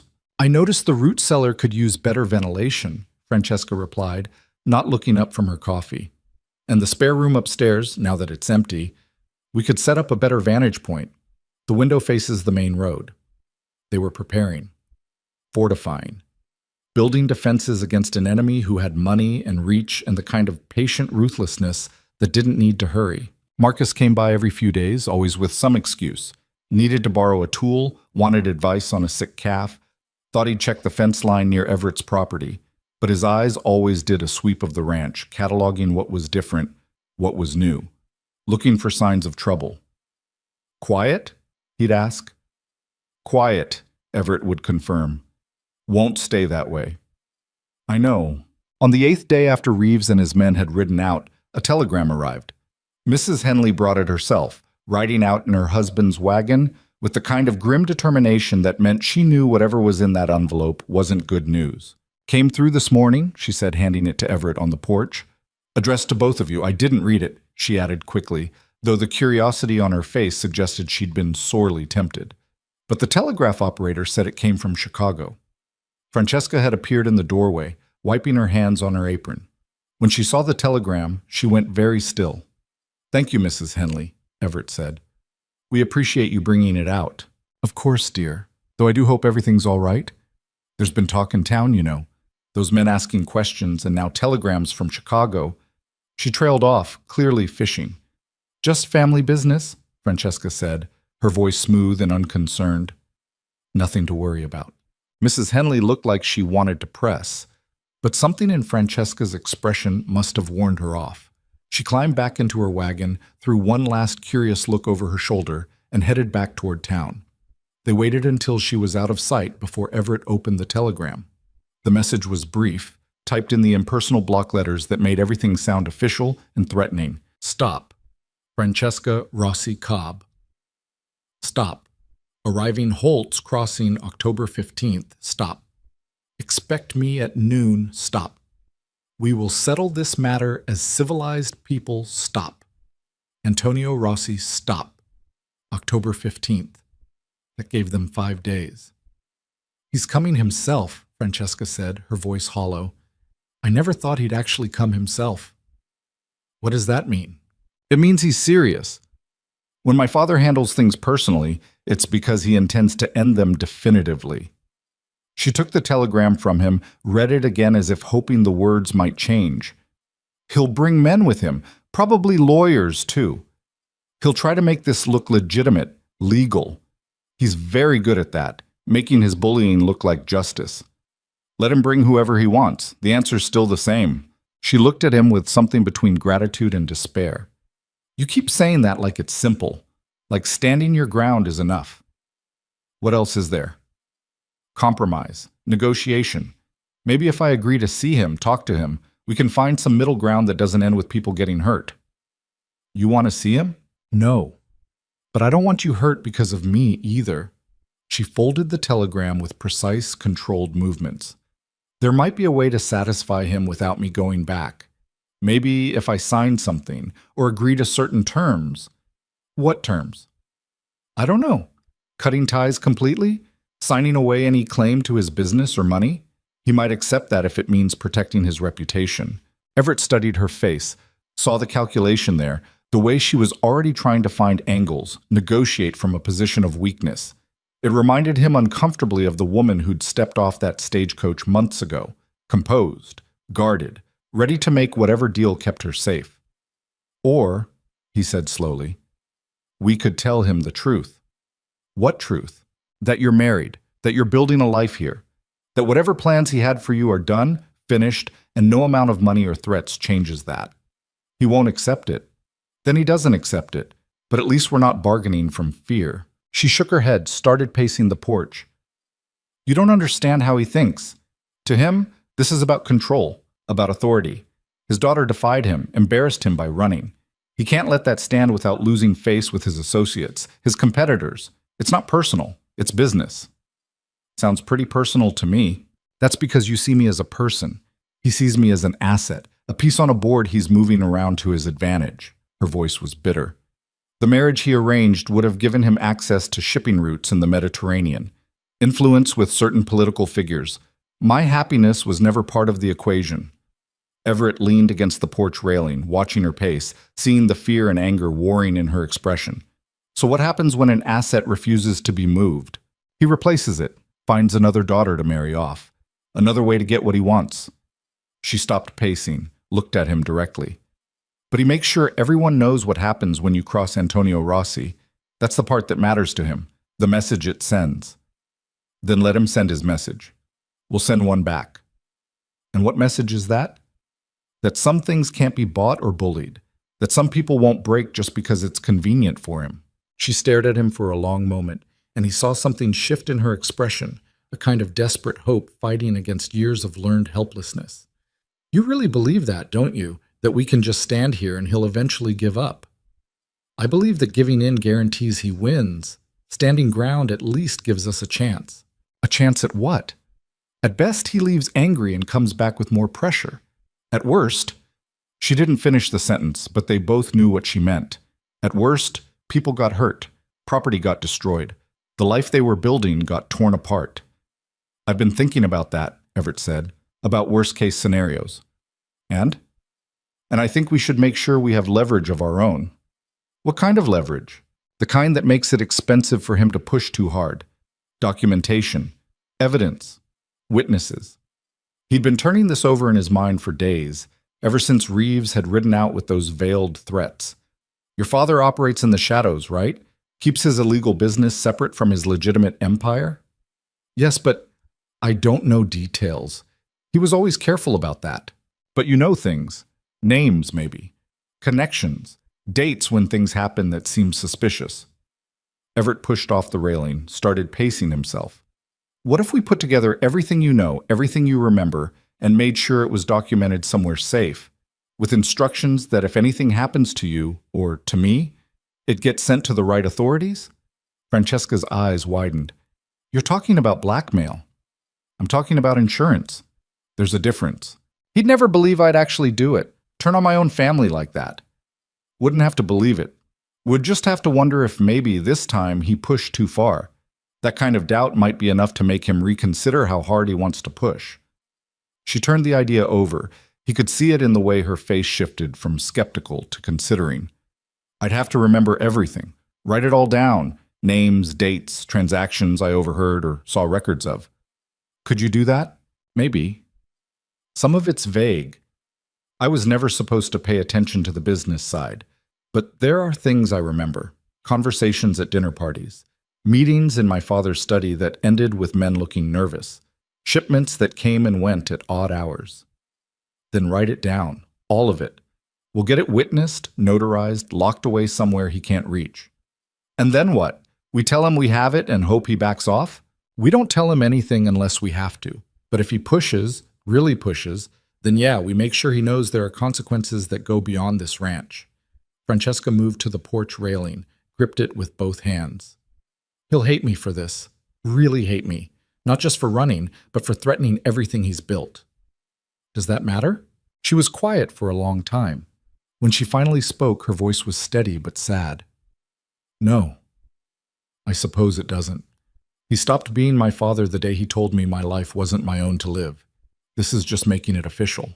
They spent the next 2 days with Francesca writing everything she could remember while Everett managed the ranch and kept watch. She filled page after page with cramped handwriting, dates and names, and descriptions of events that had seemed innocent at the time, but took on darker meaning when viewed through the lens of what she now understood about her father's business. There was a man named Carbone, she said one evening, not looking up from her writing. He came to dinner once when I was 16. My father introduced him as a business partner from New York. They talked about shipping manifests, about ways to consolidate routes. It seemed boring at the time, but I remember Carbone saying something about how certain customs officials could be persuaded to overlook discrepancies. My father laughed, said that was what made business interesting. Everett watched her write it down, saw the way her hand trembled slightly. You all right? I'm betraying my family, writing down things that could destroy my father's reputation, maybe even send him to prison. She set down her pen, rubbed her eyes. I should feel worse about it than I do. Why don't you? Because he was willing to destroy me first, willing to sell me off like property to protect his interests. This is just returning the favor. The bitterness in her voice was sharp enough to cut. Everett wanted to say something comforting, something that would ease the pain of what she was doing, but he'd learned enough about Francesca to know she didn't want comfort. She wanted honesty. For what it's worth, he said, I think you're doing the right thing. The right thing and the easy thing are rarely the same. No, but that doesn't make it less right. On October 14th, the day before Antonio Rossi was scheduled to arrive, they rode into town with Francesca's testimony, 23 pages of detailed recollections, names, dates, and descriptions of illegal activities she'd witnessed over the years. Judge Harrison, a stern man who'd been dispensing frontier justice in Holt's Crossing for 2 decades, read through it with increasing gravity. This is serious business, Mrs. Cobb, he said when he finished. These are serious accusations against a very powerful man. I know, Francesca said. That's why I need it witnessed and secured. If anything happens to me or my husband, I want this information to reach federal authorities. You understand this could be seen as blackmail? Only if we use it as such. Right now it's just insurance, documentation of things I witnessed, kept safe in case it's ever needed. The judge looked at Everett. And you're comfortable with this arrangement? My wife has a right to protect herself. If documenting her past does that, then yes, I'm comfortable with it. Harrison nodded slowly, then pulled out his stamp and seal. I'll witness it, date it, and keep it in my personal safe. You have my word that if anything happens to either of you under suspicious circumstances, this document will be delivered to the appropriate authorities. Thank you, Francesca said quietly. They left the judge's office feeling both relieved and exposed. The insurance was in place, but using it would mean destroying whatever remained of Francesca's relationship with her family. It was a weapon that could only be fired once, and the consequences would be permanent. That night, neither of them slept much. Everett kept getting up to check the windows, peer out into the darkness, listening for the sound of approaching riders. Francesca paced in her room until after midnight, her footsteps a steady rhythm through the floorboards. Around 2 in the morning, he heard her come downstairs. He found her in the kitchen, heating milk on the stove, wearing a robe over her nightgown. "Couldn't sleep either?" she asked. "No." I keep thinking about what he'll say. How he'll look at me when he realizes I'm not coming back. She poured the hot milk into 2 cups, added honey to both. Part of me wants to see it, wants to see him actually have to accept that he can't control this. But another part is just terrified. Of him? Of disappointing him, which is stupid, I know. After everything he's done, everything he was willing to do, I shouldn't care what he thinks. But he's still my father, and some part of me still wants him to be proud of me, even though I know he never will be. Not like this. Everett took the cup she offered, wrapped his hands around the warmth. My father died when I was 12, kicked by a horse, died 3 days later from internal bleeding. I spent years wondering if I disappointed him somehow, if there was something I should have done different. Took me a long time to realize that needing a parent's approval doesn't go away just because they're gone or because they don't deserve it. How did you make peace with it? I didn't. Not really. I just learned to live with it. He met her eyes over the rim of his cup. But I learned something else too. The people worth having in your life don't make you choose between their approval and your own survival. Your father's making you choose. That tells you everything you need to know about what kind of man he is. She nodded, sipped her milk. They stood in the quiet kitchen, the lamp throwing soft shadows across the worn table and clean-swept floor. "Whatever happens tomorrow," she said, "I want you to know I'm grateful. For all of this. For standing with me when you had no reason to." I had plenty of reason. What reason? He thought about that, about the real answer underneath all the practical justifications he'd given himself. Because you brought this house back to life. Because you work hard and keep your word, and don't ask me to be anything I'm not. Because somewhere along the way, this stopped being just an arrangement and started being something real. She set down her cup with a soft click. Real how? I don't know exactly. Not love, maybe, but not nothing either. Something in between, something worth protecting. For a long moment, she didn't respond. Then she moved around the table, stood close enough that he could smell the lavender soap she used, see the way the lamplight caught the gold in her dark eyes. "I think," she said slowly, "that you're a better man than you give yourself credit for being. And I think that whatever this is between us, you're right. It's worth protecting." She kissed him then, not the careful public kiss from their wedding ceremony, but something real and uncertain and honest. He froze for a heartbeat, then kissed her back, one hand coming up to cup her face. She tasted like honey and milk and something that was just her, and when they finally pulled apart, they were both breathing harder. "That was," he started. "Probably a mistake," she finished. "Bad timing. Tomorrow's going to be complicated enough without adding this." "Probably," he agreed, but neither of them moved away. "We should get some sleep," she said. "Going to need clear heads tomorrow." "Right, sleep." They stood there for another moment, close enough to touch, but not quite touching. Something fragile and new and utterly unexpected hanging in the air between them. Then Francesca stepped back, picked up her cup. "Good night, Everett." "Good night." He watched her climb the stairs, listened to her door close softly. Then he stood in the kitchen alone, touching his lips where she'd kissed him, trying to figure out when exactly the careful boundaries they had established had started to feel less like protection and more like prison. Morning came too quickly, gray and cold with the promise of rain. Everett was up before dawn, doing a final check of the property, making sure everything that could be secured was secured. Marcus arrived just after breakfast with Jim and 2 others, settling themselves in positions where they could watch without being obvious about it. "Not looking for trouble," Everett told them. But if it comes, you want to be ready. We know." Marcus checked his rifle for the 3rd time. "This father of hers, he strikes you as the reasonable type?" "No." "Didn't think so." "Well, we're here if you need us. Just give the word." Francesca spent the morning getting ready with the kind of deliberate calm that suggested she was holding herself together through sheer force of will. She wore her best dress, the dark blue one that made her look like the educated city woman she'd been before she came here. She put up her hair in the elaborate style from the photograph Hutchins had shown, transforming herself back into the person her father would expect to see. How do I look? She asked, turning for Everett's inspection. Like you're going to war. That's accurate. She smoothed her skirt, her hands not quite steady. Do you think he'll be reasonable? If I explain everything calmly, rationally, show him I've made a good life here? Honestly? Please. No, I think he's coming here to assert control, and he won't leave until he feels like he's gotten it. Best we can hope for is that he accepts the reality without making it violent. She nodded, having clearly expected that answer. Then we'd better be ready to stand firm. At 11:30, they took up positions on the porch, Everett with his rifle propped against the railing, Francesca standing beside him with her chin up and her shoulders back.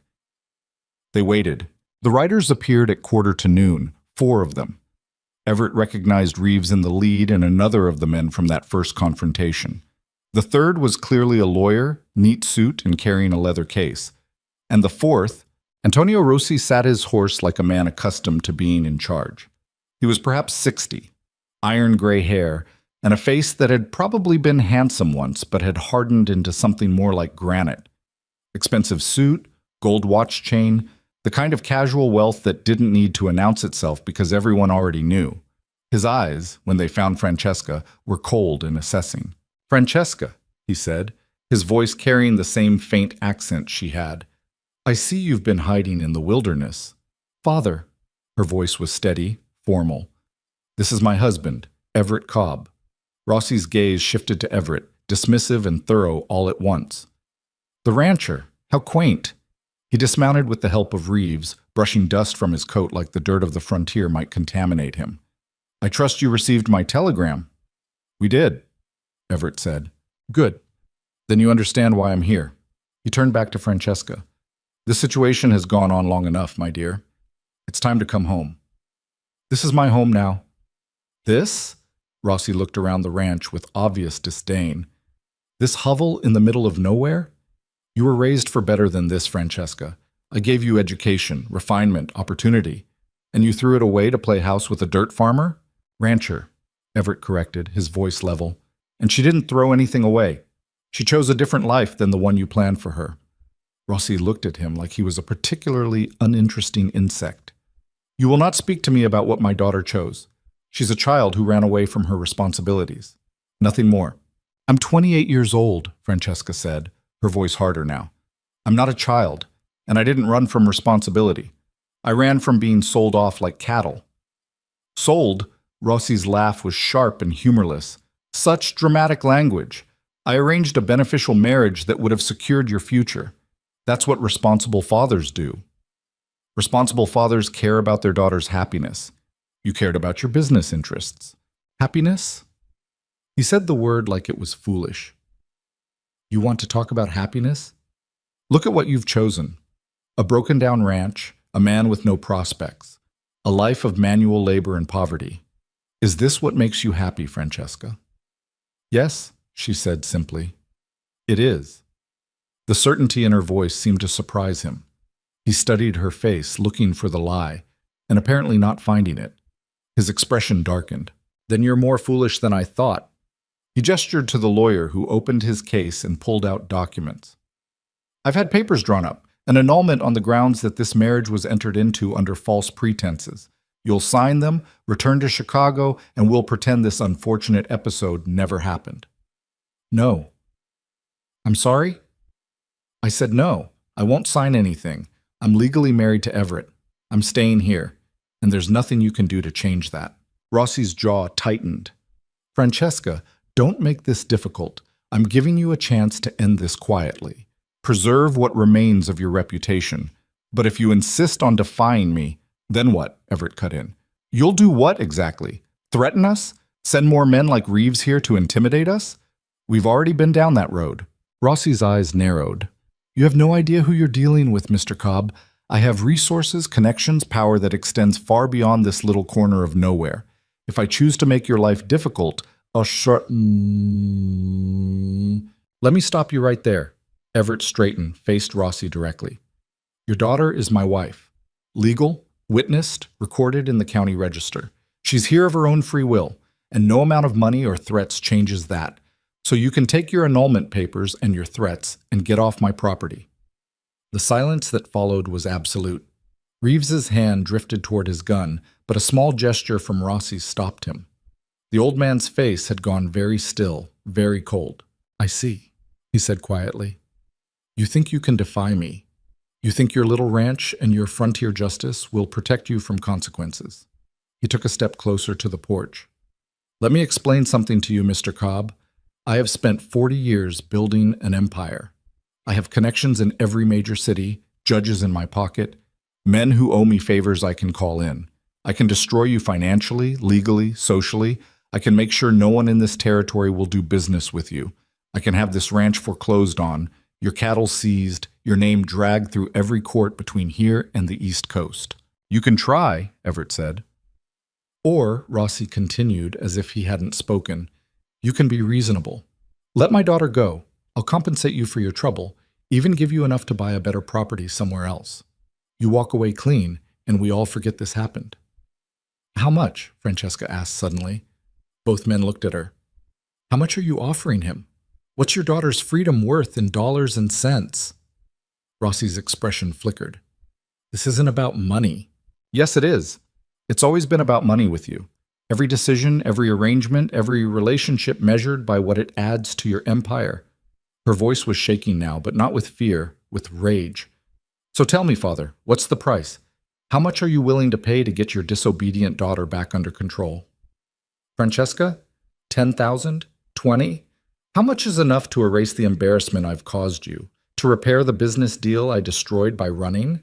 "You don't understand." "I understand perfectly." She moved to the edge of the porch, stood beside Everett. "I understand that you see people as assets to be managed, that love and family are just tools you use to get what you want. And I understand that I'm done letting you treat me that way." Rossi's face had gone red. "You ungrateful." "Oh, who? I'm ungrateful. You were going to marry me off to a man old enough to be my grandfather, to someone I'd never even met, just to expand your shipping routes. You told me my opinion didn't matter, that my role was to obey and be useful. And when I said no, you threatened people I cared about to force me into compliance." Her hands were clenched into fists. "So, yes, Father, I'm ungrateful. I'm ungrateful that you value me so little. I'm ungrateful that my entire life was just a transaction waiting to happen. I gave you everything. You gave me things, not love, not respect, not the freedom to choose my own path." She took a breath, steadied herself. "I'm not coming back. Not for money, not for threats, not for anything. I've built a life here that's mine, a partnership based on honesty and respect, and I'm not giving that up to go back to being your property." Rossi stared at her, something working in his face, rage and hurt and disbelief all tangled together. For a moment, Everett thought he might actually back down, might actually hear what his daughter was saying. Then the old man's expression hardened back into granite. "You'll regret this," he said quietly. "Both of you. I'll make sure of it." "Maybe," Everett said, "but we'll regret it on our own terms." Rossi turned to his lawyer. "File the annulment papers anyway. Challenge the marriage on whatever grounds you can find, and start looking into Mr. Cobb's property records, his debts, any legal vulnerabilities." He looked back at Everett. "I'm going to take everything from you. Your ranch, your livelihood, your reputation. And when you're broken and desperate, you'll give me my daughter back just to make it stop." "No," Francesca said. "He won't. Because if you do any of that, if you hurt him, if you try to destroy what we've built, I'll make sure everything I know about your business gets delivered to federal authorities." The silence this time was different, dangerous. "What did you say?" Rossi's voice was very soft. "You heard me. I know things, Father. Names, dates, transactions that wouldn't hold up well under official scrutiny. I've documented all of it, had it witnessed, and sealed. If anything happens to me or to Everett, if you try to use your power and connections to hurt us, that documentation gets sent to people who'll be very interested in investigating your empire." Rossi's face had gone pale. "You're bluffing." "Am I? Do you want to test that? Because I'm done being afraid of you. I'm done letting the threat of your anger control my life." She moved down the porch steps, stood on level ground with her father for the first time. "You taught me to pay attention, to remember details, to understand how business works. You just never thought I'd use those skills against you. If you do this, if you betray your family like this, There's no coming back. You understand that? You'll be dead to me. I've been dead to you since the moment I stopped being useful. This just makes it official." Father and daughter stared at each other across 3 feet of dusty ground, years of complicated history and broken trust hanging between them. Everett stayed on the porch, hand near his rifle, watching Reeves and the other men for any sign they might try something violent. Finally, Rossi stepped back. "You've made your choice," he said. "Live with it." He turned to mount his horse, moved with stiff dignity. But before he could swing up, he looked back at Francesca one more time. "I did love you," he said quietly, "in my way. Everything I did was to secure your future." "No," Francesca said. "Everything you did was to secure your empire. I was just another piece on the board." Her voice softened slightly. "Maybe you did love me, in your way. But your way wasn't enough." Rossi's face worked like he wanted to say something else, but no words came. He mounted his horse with Reeves's help, gathered the reins. "This isn't over," he said, the threat clear. "Documents or no documents, I don't accept this. You're still my daughter." "Then be my father," Francesca said. "Let me go. Let me live my own life." That's what a real father would do. For a moment, just a brief moment, something human showed in Rossi's cold eyes. Something that might have been regret or loss or the ghost of the father he might have been if he'd chosen differently along the way. Then it was gone, buried under granite and control. "Goodbye, Francesca. Goodbye, Father." They rode out slowly, Rossi sitting rigid in his saddle, not looking back. Everett and Francesca stood together, watching until the riders disappeared over the ridge, swallowed by distance and dust. Only when they were completely out of sight did Francesca start to shake. Her legs gave out, and Everett caught her before she could fall, helped her to the porch steps where she sat down hard, her breath coming in gasps. "I did it," she said, the words somewhere between laughter and crying. "I actually did it. I stood up to him." "You did." "He'll hate me now, really hate me." "Maybe, but you're free." She looked up at him, tears streaming down her face, her elaborate hair coming loose from its pins. "Am I? Or did I just trade one set of problems for worse ones?" "Don't know yet, but whatever comes, we'll handle it together." Marcus and the others emerged from their positions, gathering around the porch with expressions of relief and residual tension. "That was something," Marcus said. "Thought for sure it was going to turn violent." "Still might," Jim pointed out. "Man like that doesn't give up just because his daughter tells him no." "No," Everett agreed, "but it's a start." They stayed through the afternoon, helping Everett check the property, make sure Rossi and his men had actually left and weren't circling back. By evening, satisfied that the immediate threat had passed, they headed home with promises to check in regularly. Alone again, Everett and Francesca sat at the kitchen table, exhausted and wrung out. "What happens now?" Francesca asked. "Now we wait. See if he accepts reality or tries to push back." "He'll push back. That's who he is." "Then we'll push back harder." She smiled slightly at that, tired but genuine. "When did you get so stubborn?" "Been stubborn my whole life, just usually didn't have anything worth being stubborn about." "And now you do?" He thought about that, about this woman who'd arrived on a stagecoach with secrets and fear and determination, who'd brought his house back to life, who'd stood on this porch and faced down her father with more courage than most men could muster. "Yeah," he said. "Now I do." That night, they sat together on the porch again, watching stars appear in the clear autumn sky. Somewhere out there, Antonio Rossi was planning his next move, calculating ways to reassert control. Somewhere, lawyers were drawing up challenges, and judges were being contacted, and the machinery of power and money was being set in motion.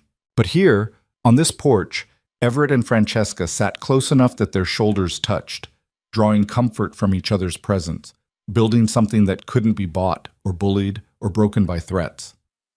"Thank you," Francesca said quietly, "for standing with me, for believing me when I said this was what I wanted. Thank you for trusting me enough to stay." They sat in silence until the cold drove them inside, until exhaustion pulled them toward their separate rooms. But at the top of the stairs, Francesca paused outside her door. "Everett?" "Yeah?" "Last night, when we kissed, was that real or was it just fear talking?" He thought about lying, about playing it safe, keeping those careful boundaries in place. But they'd stood together against her father today, had built something worth protecting. Honesty seemed like the least he owed her. It was real, he said. She nodded slowly. Good. Because I'd like to do it again sometime, when we're not terrified about what tomorrow brings. I'd like that too. Good night, Everett. Good night, Francesca. He listened to her door close, then stood in the hallway for a long moment, looking at the empty room that had held Sarah's things, then at Francesca's closed door, then at his own room where he'd spent 5 years sleeping alone. Something was shifting, changing, becoming something neither of them had planned for when they'd made their careful arrangement. Something that felt dangerous and fragile and absolutely worth whatever came next. Tomorrow would bring new challenges. Rossi wouldn't give up, and the threat would hang over them for weeks, maybe months to come. But tonight, they'd won a battle. Tonight, they'd stood their ground and survived. And that, for now, was enough. The first week after Antonio Rossi's visit passed in a kind of suspended tension, like breathing in before a scream. Everett kept waiting for the other shoe to drop, lawyers showing up with injunctions, hired men making trouble in town, something to indicate Rossi was making good on his threats. But the days unfolded with an unsettling normalcy. Cattle grazed. Fences needed mending. The autumn work continued as if nothing had changed. Except everything had changed. Francesca moved through the house differently now, lighter somehow, like a weight she'd been carrying for years had finally been set down. She sang sometimes while cooking, little fragments of Italian songs Everett didn't understand but liked hearing anyway. She smiled more easily, laughed at things that weren't particularly funny, touched his arm when she passed him in a way that seemed unconscious, but made his heart skip regardless. They hadn't kissed again since that night in the kitchen, but the possibility of it hung between them like static before a storm. Every accidental brush of hands felt deliberate. Every shared glance lasted a beat too long. They were circling something neither seemed quite ready to name, testing the edges of it carefully. "You're staring," Francesca said one morning, not looking up from the eggs she was frying. "Was just thinking." About how different you seem, since your father left." She paused, spatula in hand, considering. "I feel different, lighter, like I've been holding my breath for 10 years and finally remembered how to exhale." She slid eggs onto plates, brought them to the table. "Is that strange?" "No, makes sense, actually. I keep expecting to feel guilty. For what I said to him, for the threats I made about the documentation. But mostly I just feel relieved." She sat down across from him, pushed food around her plate. "Does that make me a terrible person?" "Makes you human. My brothers would say I betrayed the family, that blood loyalty should come first, no matter what. Your brothers weren't being sold off in a business transaction." "No. They gotta be sons. I got to be inventory." She took a bite of toast, chewed thoughtfully. "You know what the strangest part is? I think some part of me still loves him. My father, even after everything, even knowing what kind of man he is. Isn't that pathetic?" Everett thought about his own father, dead 20 years but still showing up in dreams sometimes, still influencing decisions in ways he probably didn't recognize. Not pathetic, just complicated. Family's always complicated. "Did you love Sarah, your first wife?" The question caught him off guard, direct in a way Francesca usually wasn't about his past. "Yes. Do you still?" "I don't know. I loved who she was, the life we had together. But that person's gone. That life's over. What I feel now is more like," he searched for the right words, "like remembering something good that happened to someone else. It's real, but distant." And the locked room, opening it up, clearing it out, did that help? Some. Felt like I could finally breathe in that part of the house again. Like the past didn't have to keep squatting there, taking up space. He met her eyes. "Thank you for pushing me to do it. I needed that." "We all need pushing sometimes." She smiled slightly.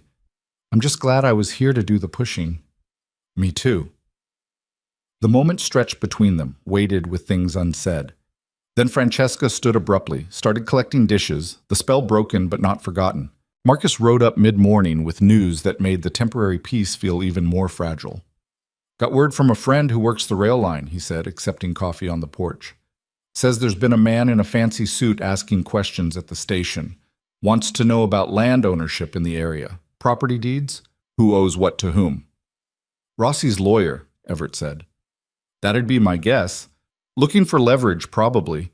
Ways to come at you sideways if the direct approach didn't work. Francesca had come out to listen, wiping her hands on her apron. He'll look for debts, legal complications, anything he can use to force a sale or foreclosure. Property's clear, Everett said. Paid in full 5 years ago. No mortgages, no liens. What about taxes, permits? There's always something if you look hard enough.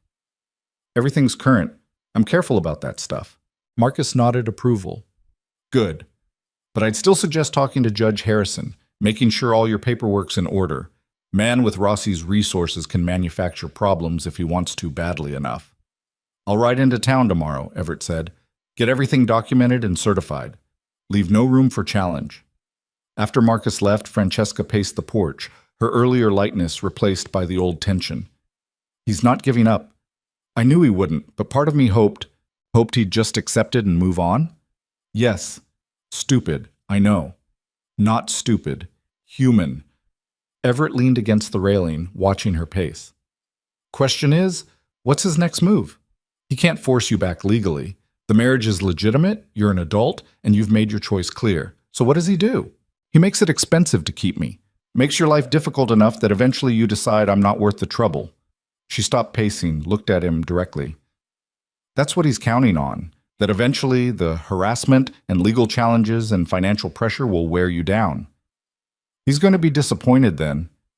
Everett, I mean it. I've dealt with difficult before. Drought, disease, cattle dying, years where the money barely covered expenses.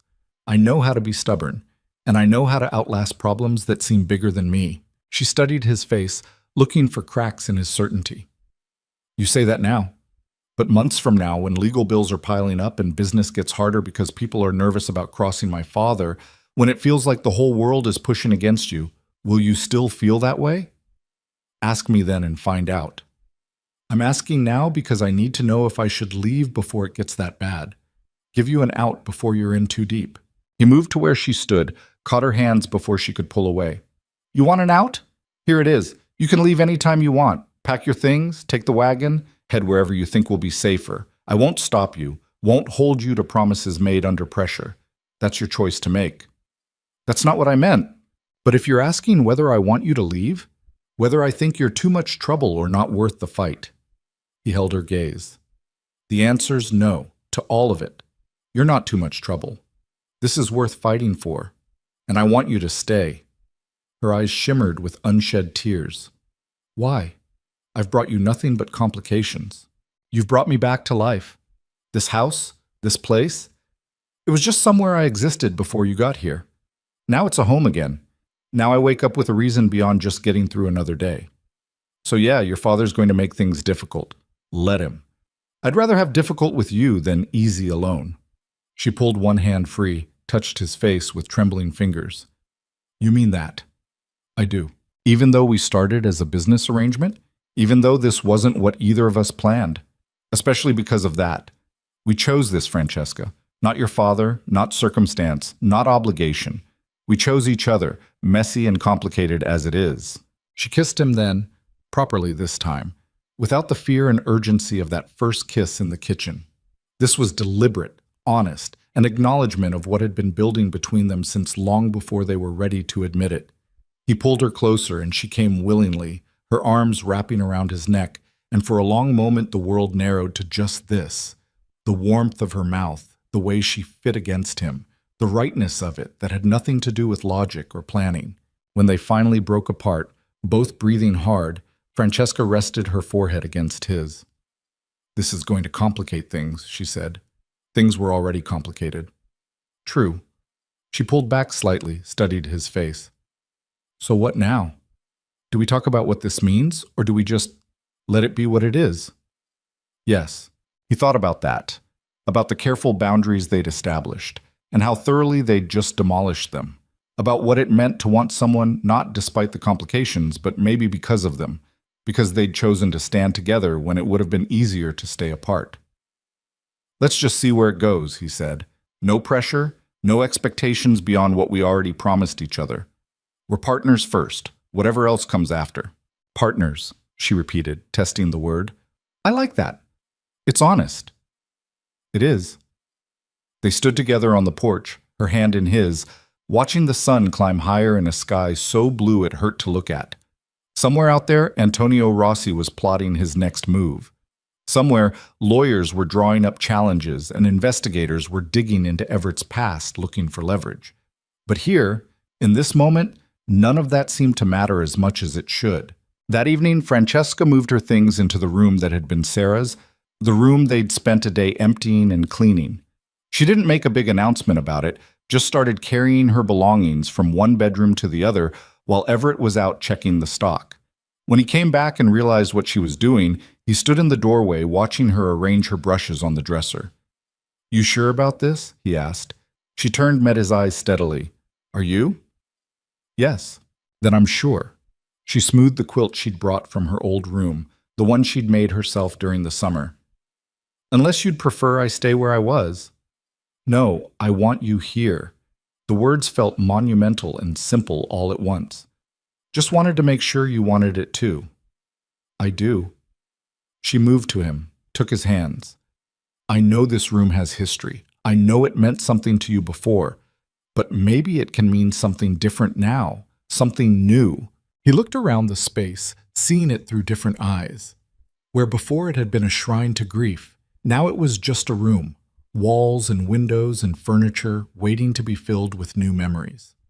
Sarah would always be part of his past, but she didn't have to own his present. Something new sounds good, he said.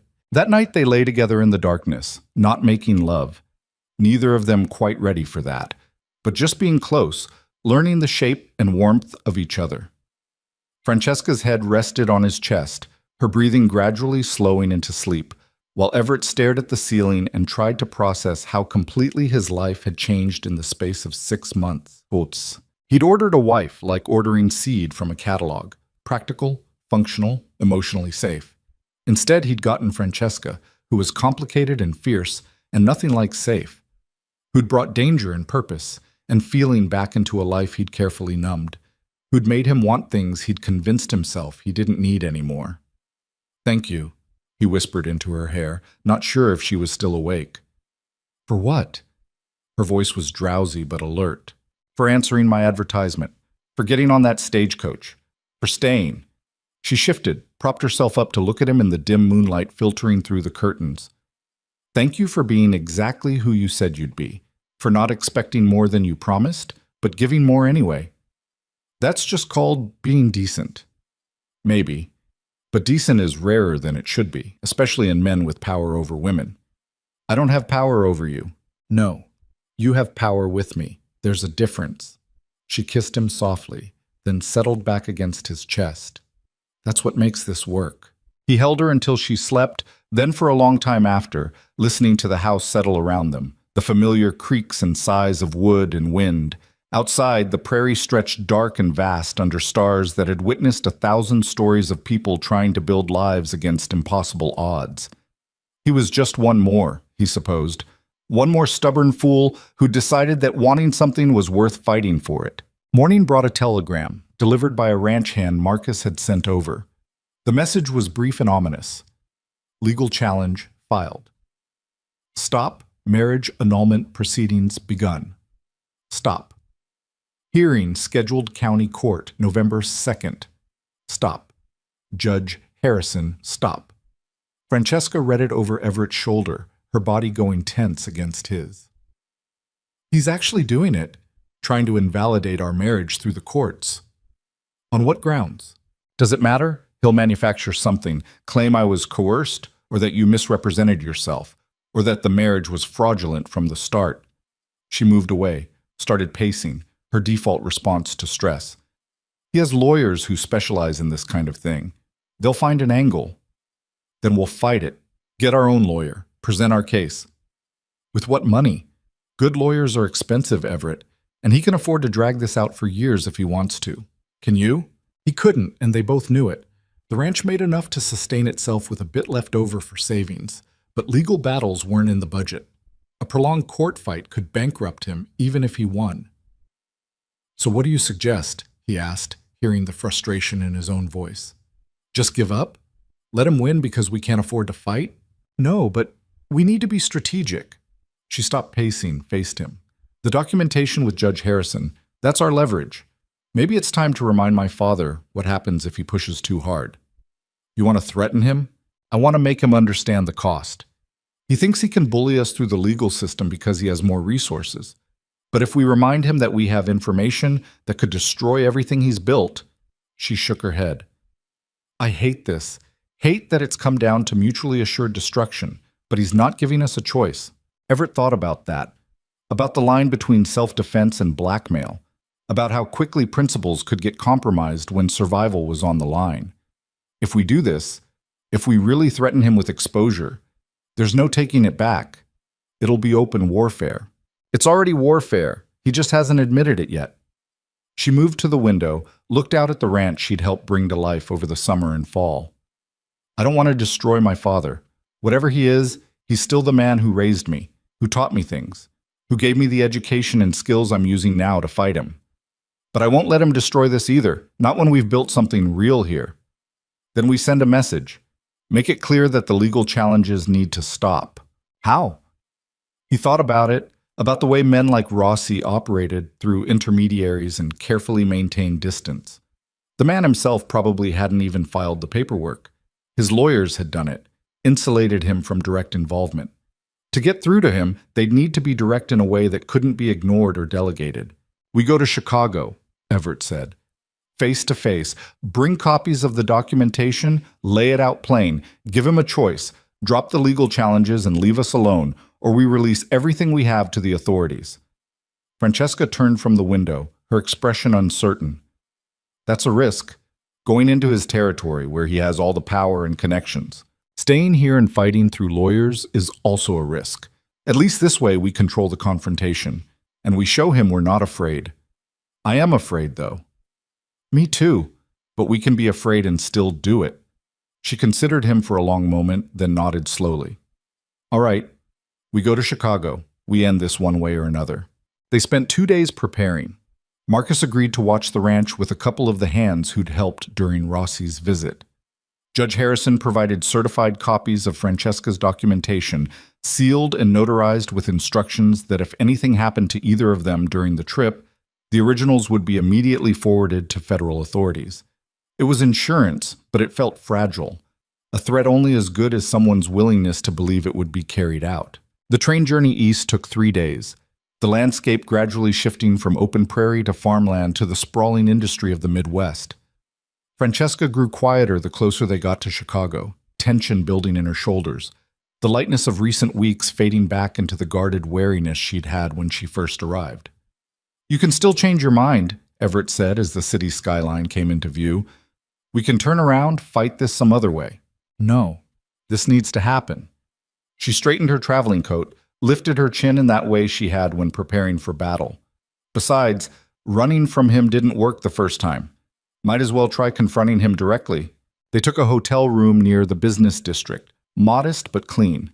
Francesca sent a message to her father's office, formal and direct.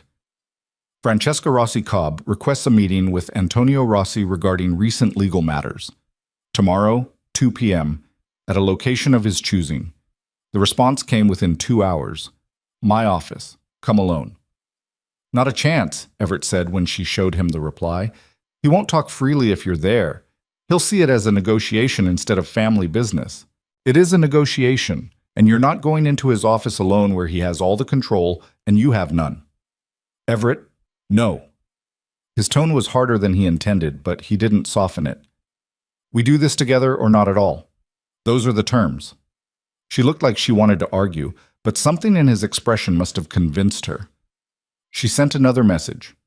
Both of us or neither of us? The response took longer this time, but eventually came. Fine. 2 o'clock. Both of you. Rossi's office occupied the entire top floor of a building in the financial district, all dark wood and leather, and the kind of quiet wealth that didn't need to announce itself. They were kept waiting for 20 minutes in a reception area where a severe-looking secretary pretended they didn't exist, then finally ushered into an office that was bigger than Everett's entire house. Antonio Rossi sat behind a massive desk, reading through documents as if they weren't there. When he finally looked up, His expression was cold and controlled. Francesca, Mr. Cobb, please, sit. We'll stand, Everett said. Suit yourself. Rossi set aside his papers, folded his hands on the desk. I assume you've come to discuss the annulment proceedings. We've come to tell you to drop them, Francesca said.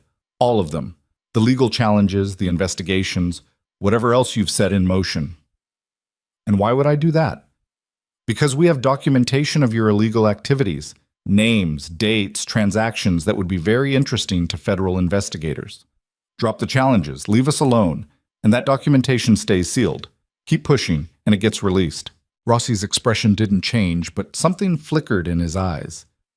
You're threatening me. My own daughter. I'm defending myself and my husband. You're the one who turned this into a war. I'm trying to protect you from a mistake. No. Francesca's voice was sharp. You're trying to control me, to force me back into the role you designed for me because my independence is embarrassing to you, because it suggests you might not have total control over everything in your empire. You don't understand the position you've put me in, the business arrangements I had to cancel, the explanations I had to make. I don't care. The words came out flat and final. I don't care about your business arrangements or your reputation or your empire. I care about living my own life, making my own choices. And if you can't accept that, then we have nothing more to discuss. Rossi stood, moved to the window overlooking the city. For a long moment he just stood there, hands clasped behind his back. You've changed, he said finally. The Francesca I knew would never have threatened her own father. The Francesca you knew was terrified of disappointing you, of not being what you wanted her to be.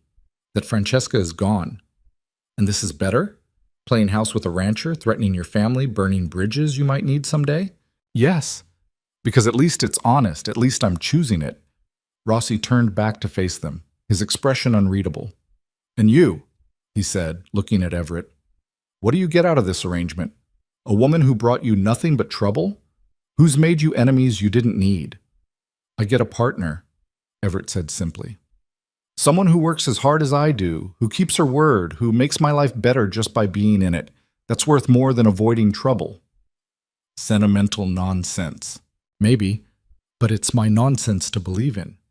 Rossi studied them both, his face a mask of controlled anger and something else. Something that might have been respect or resentment or both tangled together. You realize, he said slowly, that if you release that documentation, you'll destroy more than just me. There are business partners, associates, people who've built their lives around the empire I've created. You'll hurt a lot of innocent people. Then don't make us release it, Francesca said. Drop the legal challenges. Accept that I'm not coming back. Let us build our life in peace. That's all we're asking. And if I can't do that, if accepting your defiance sets a precedent I can't afford to set, then we all lose. You get exposed and prosecuted. We lose any chance at a normal life because we're looking over our shoulders forever. And the empire you've built comes crashing down around everyone involved. She moved closer to the desk, looked her father in the eye. Is that really worth it? Is your pride worth destroying everything? The silence stretched between them, heavy with years of complicated history and irreconcilable differences. Everett watched Rossi's face, saw the calculation there, the weighing of options and costs and consequences. Finally, the old man sat back down, suddenly looking every one of his 60 years. What are your terms? He asked quietly. Drop all legal challenges immediately. No more investigators. No more harassment. No more attempts to interfere in our lives. In exchange, the documentation stays sealed as long as we're left alone. And if I agree? How do I know you won't use it against me anyway? Hold it over my head forever? You don't, Francesca said. You'll have to trust me, the same way you're asking me to trust that you'll keep your word about leaving us alone. Trust. Rossi laughed, bitter and tired. We've moved far beyond trust, haven't we? Yes, but maybe we can manage mutual self-interest. You leave us alone because exposing you would be too costly for us. We don't expose you because you're no longer a threat. It's not family, but it's something. Rossi looked at his daughter with an expression that was almost sad. When did you become so hard? When I realized being soft meant being controlled. You taught me that, actually, in your own way. He flinched slightly at that, the first crack in his controlled facade Everett had seen. For a moment, the man behind the power showed through, a father who'd lost his daughter, an aging man whose control was slipping, someone who'd built an empire but forgotten to build relationships that mattered. "I did love you," he said again, echoing his words from the ranch. "Everything I did was to secure your future, to make sure you'd be protected after I'm gone. I know, but your version of love was suffocating. Your version of protection was a cage." Francesca's voice softened slightly. "Maybe you did the best you knew how. Maybe in your world, that's what fathers do. But it wasn't what I needed." "And what did you need?" "To be seen, to be trusted, to be allowed to make my own mistakes instead of having my whole life planned out for my own good." She took a breath. "I needed a father who loved me more than he loved control." The words hung in the air between them, truth stripped of diplomacy or kindness. Rossi looked like he'd been struck, his controlled expression crumbling into something raw and human and pained. "I see," he said quietly. Then, after a long moment, "I'll have my lawyers file dismissal paperwork tomorrow. The investigations will stop. You'll be left alone. And if we have your word on that, you have it, for whatever that's worth anymore." He stood, moved to a cabinet, pulled out a decanter of whiskey and 3 glasses, poured without asking if they wanted any, set one in front of each of them. "To new arrangements, then, and the end of old ones." They drank in silence, the whiskey burning smooth and expensive down Everett's throat. It tasted like money and power and all the things that had never mattered much to him before and mattered even less now. "One more thing," Rossi said as they turned to leave. "The man I arranged for you to marry, Caldwell. He's already found another prospect, younger and more amenable, so you haven't ruined any lives except perhaps your own. I'll take my chances with my choices over your arrangements." "Yes, I can see that." He looked at Everett. "Take care of her. She's more valuable than she knows." "I know her value," Everett said, "and I don't need your permission to take care of my wife." Rossi almost smiled at that, though it didn't reach his eyes. "No, I suppose you don't." They left without looking back, walked out of the building and into the Chicago afternoon. The city noise surrounded them, carriages and vendors and the constant press of people, all of it feeling foreign and overwhelming after months of prairie silence. "That's it then," Francesca said once they were clear of the building. "It's really over." "You believe him? That he'll keep his word?" "I think he'll keep it because not keeping it costs him more than his pride is worth. The documentation is real leverage. He knows it. We know it. As long as that balance holds, we should be safe." "Should be." "Should be," she agreed. "But nothing's certain. Nothing's ever certain." They walked for a while in silence, gradually putting distance between themselves and Antonio Rossi's empire. At a small park they stopped, sat on a bench watching children play while their mothers watched from nearby. "Do you regret it?" Everett asked. "The confrontation, the threats, all of it?" "No. I regret that it was necessary, but I don't regret standing up to him." She took his hand, laced her fingers through his. "For the first time in my life, I don't feel like his property, like someone he owns and can move around at will. That's worth whatever cost came with it." "Even if it means you can never go back? Never have that relationship again?" "We never really had a relationship. We had a power structure with familial language wrapped around it. I was his daughter in name, but really I was just another asset to be managed." She leaned against his shoulder. "I'd rather have honesty than that." They caught the evening train back west, watching the city disappear behind them as the landscape opened up again into farmland and prairie. Francesca slept with her head on Everett's shoulder, exhausted from the emotional weight of confronting her father, while Everett watched the sun set over fields and thought about how strange life was. How you could plan for one thing and end up with something completely different, and somehow that different thing could be better than anything you'd imagined. When they arrived back at the ranch 3 days later, Marcus was waiting on the porch with a grin. "Well, how'd it go?" "It's done," Everett said, helping Francesca down from the wagon. "Legal challenges are being dropped. We should be clear." "Should be," Marcus noted the qualifier. "But probably are." "Probably are," Francesca confirmed. "As certain as anything can be with my father." "Good enough."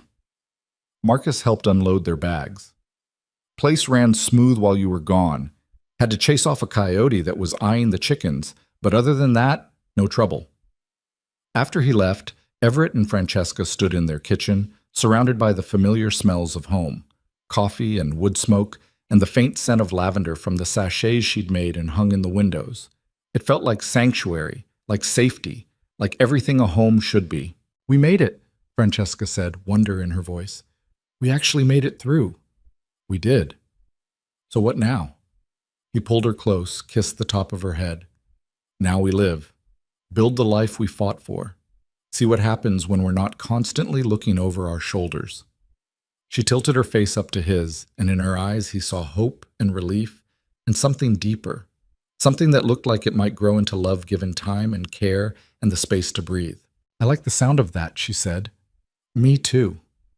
That night, they made love for the first time, slow and uncertain and honest, learning each other in the darkness of the room that had held grief and now held possibility. It wasn't perfect. Bodies fumbling in unfamiliar territory, moments of awkward adjustment, the vulnerability of being truly seen. But it was real, and it was theirs. And when they finally fell asleep tangled together, Everett felt something he hadn't felt in years. Complete. The next morning brought the first real cold of winter, frost on the windows, and the kind of crystalline air that made everything seem sharp and clear.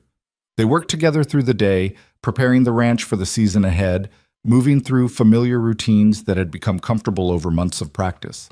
As the sun set, painting the sky in shades of orange and purple, they stood together on the porch where this had all started, where he'd first watched her step down from that stagecoach, guarded and desperate, and nothing like what he'd expected.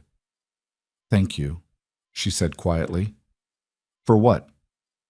"For answering when I knocked, for standing when you could have walked away, for choosing this even when it got hard. That's just called keeping your word." "No, it's called being brave, and I'm grateful for it." He pulled her close, wrapped his arms around her against the evening chill. Somewhere out there, the world continued turning. Antonio Rossi was rebuilding his empire around the daughter-shaped hole she'd left. Lawyers were filing dismissal paperwork. Life was moving forward whether they paid attention or not.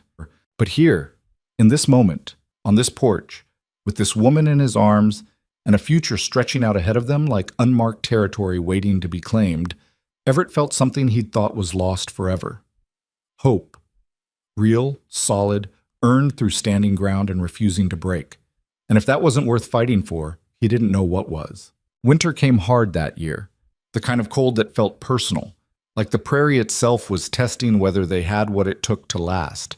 Snow piled against the barn doors, ice formed thick on the water troughs, and the wind cut through layers of wool like they were paper. Everett and Francesca worked side by side through it all, feeding cattle in waist-deep drifts, breaking ice every morning, keeping the fires going through nights that seemed endless. It was brutal work, the kind that wore you down to bone and stubbornness. But there was something about it, about facing the hardship together, about knowing the person beside you wouldn't quit even when everything hurt, that built a foundation stronger than any promises made in comfortable times. "I used to think about winter in abstract terms," Francesca said one evening, thawing her frozen fingers by the stove. "Cold, snow, inconvenient. I had no idea it could actually hurt to breathe outside."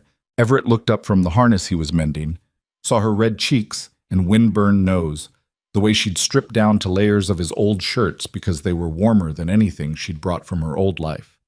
"You want to go back? To Chicago, where winter means putting on a heavier coat and staying near the fireplace?" "Not even a little." She flexed her fingers, wincing as feeling returned.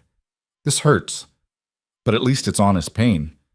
Work I can see results from, not like the old life where everything was comfortable and hollow."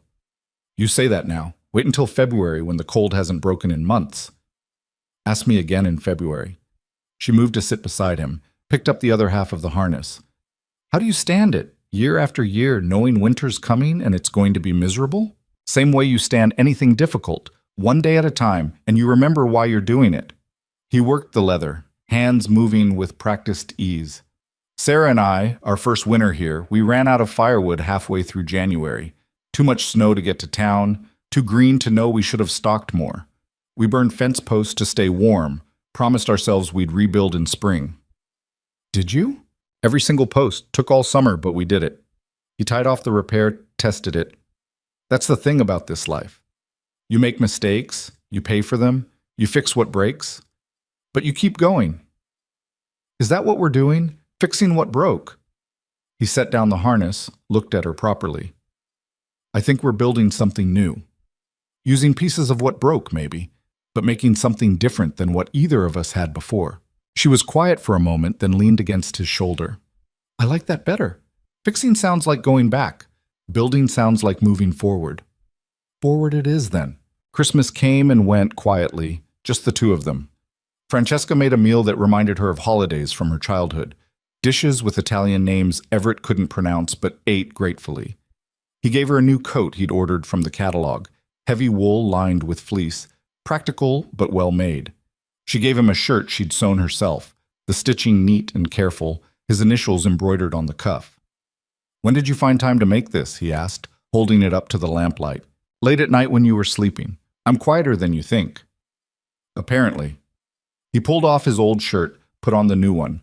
It fit perfectly, like she'd measured him without him noticing. Thank you. Thank you for the coat. And for... She gestured around the warm kitchen, the comfortable house, the life they'd built together. For all of this. We built it together. Did we? Sometimes I feel like I just showed up and you gave me everything. You gave me plenty. Purpose. Company. A reason to fix up the place instead of just maintaining it. He pulled her close, kissed the top of her head. Besides, showing up counts for a lot. You could have run a dozen times. You stayed. Where else would I go? This is home now. Home. The words settled between them, comfortable and earned. January brought a blizzard that lasted 3 days. Snow so thick they couldn't see the barn from the house. They were trapped inside, keeping the fire going, rationing the food since they couldn't get to the root cellar.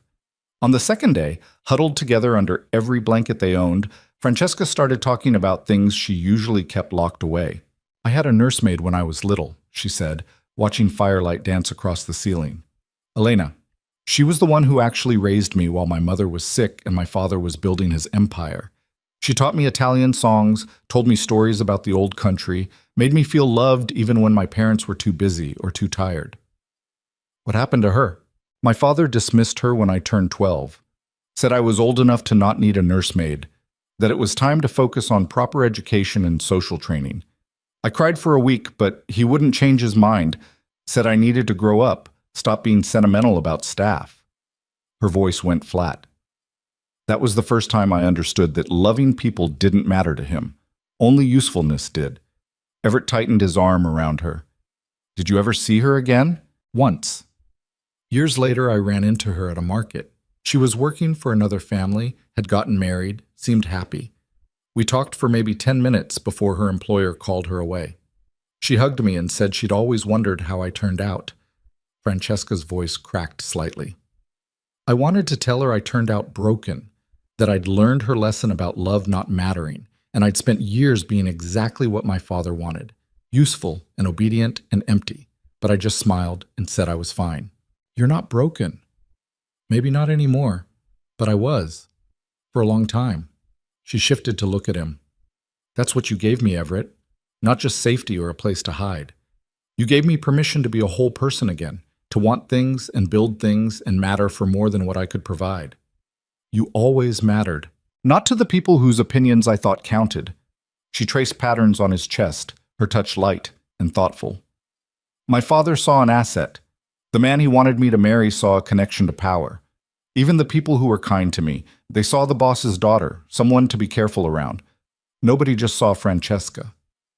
I see Francesca. I know. That's why I stayed. She kissed him, slow and sweet. That's why I'll keep staying. The blizzard broke on the fourth day, revealing a world transformed into white silence. They dug out slowly, checking on the cattle that had huddled together for warmth, breaking ice, assessing what had survived and what needed repair. 2 fence posts had snapped under the weight of snow. One corner of the barn roof was sagging. A dozen small problems that needed fixing before the next storm came. This is endless, isn't it? Francesca said, surveying the work ahead. There's always something broken, something that needs doing. That's ranching. That's life, really. And you're all right with that? Never being done, never reaching a point where everything's fixed and you can just rest? Everett leaned on his shovel, looked out at the snow-covered land he'd worked for 5 years. I used to think I wanted to be done. Thought I'd work hard enough, save enough, get the place running smooth enough that eventually I could just maintain it. But that's not how it works. There's no done. There's just doing and choosing whether that doing matters enough to keep at it. And does it matter enough? More now than it used to. He looked at her, this woman who'd arrived asking for nothing and given him everything. Used to be I was just going through motions, keeping busy so I didn't have to think too hard. Now I'm actually building toward something. That makes the endless work feel different. Building toward what? Don't know exactly. A real partnership, maybe. A life that's more than just surviving. He paused, then took a risk on honesty. Maybe a family, if that's something you'd want. She went very still. A family. Kids. Eventually, if you wanted them. He felt suddenly awkward, like he'd overstepped. We don't have to talk about it now, just something I've been thinking about. I've been thinking about it too, she admitted quietly. Wondering if I'd be any good at it. If I could be the kind of mother Elena was to me instead of the kind my own mother was, distant and formal and always slightly disappointed. You'd be good at it. You're good at everything you actually try at. That's not true. I'm terrible at sewing anything more complicated than a straight seam. My bread is dense. I can't sing on key. You're good at the things that matter then. She smiled at that, some of the tension leaving her shoulders. A family. That's a big step from a business arrangement. We've already taken about a dozen big steps from that. Might as well take another. Not yet, though. I want more time with just us first. Time to be sure this is real and not just us clinging together against my father's threats. Fair enough. He meant it too. They had time. For the first time since Sarah died, he had time that felt like possibility instead of just empty hours to fill. February came and proved Everett right about the cold. Day after day of temperatures so low the snow squeaked underfoot, the kind of cold that made every breath hurt and every task take twice as long. But they managed, and when Francesca came in one evening with icicles in her hair and announced she still wouldn't trade this for Chicago winters, he believed her. You're insane, he said, helping her out of frozen layers. Probably. But I'm happily insane, which is better than miserably sane. Can't argue with that logic. March brought the first hints of thaw, ice beginning to crack and run, the world slowly coming back to life. And with it came a letter, forwarded from Chicago through the judge's office. Francesca's hands shook slightly as she opened it. It's from my father, she said, scanning the contents. He's sick. Pneumonia. He's asking if I'll come see him before... She trailed off. Before he dies? He doesn't say it that directly, but that's the implication. She handed him the letter. He says he's made arrangements, updated his will. My brothers will inherit the business, but he's left me something. Property and investments that are mine free and clear, no strings attached. He wants to sign the papers himself, wants to see me one more time. Everett read the letter, noting the shaky handwriting, the uncharacteristic vulnerability in the phrasing. Could be a trick. Could be. But it doesn't read like one. She moved to the window, looked out at the melting snow. He's 62 and he's been working himself to death for 40 years. Pneumonia could easily kill him, especially if he's been too stubborn to rest properly. You want to go. I don't know. Part of me thinks he doesn't deserve a deathbed reconciliation, that he made his choices and he can die with them. She wrapped her arms around herself. But another part remembers being 6 years old and having him teach me to read. Remembers rare moments when he was actually present, actually saw me as his daughter instead of his asset. That part thinks maybe I should go, if only to have closure. Then go. I'll come with you. You don't have to... I'm not letting you face this alone. Besides, if it is a trick, better to have two of us there to see it coming. They left Marcus in charge again and took the train east, watching the landscape transform from white winter to muddy early spring. Chicago looked different this time, less threatening somehow.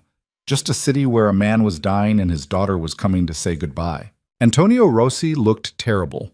The pneumonia had stripped weight from his frame, left his skin gray and his breathing labored. He was propped up in bed in his mansion, surrounded by doctors and servants, and all the trappings of wealth that couldn't buy him health. Francesca, he rasped when she entered. You came. I came. She stayed near the door, not quite ready to approach the bed. Your letter said you wanted to see me. Wanted to see you married and happy, actually. But I suppose seeing you at all is more than I deserve.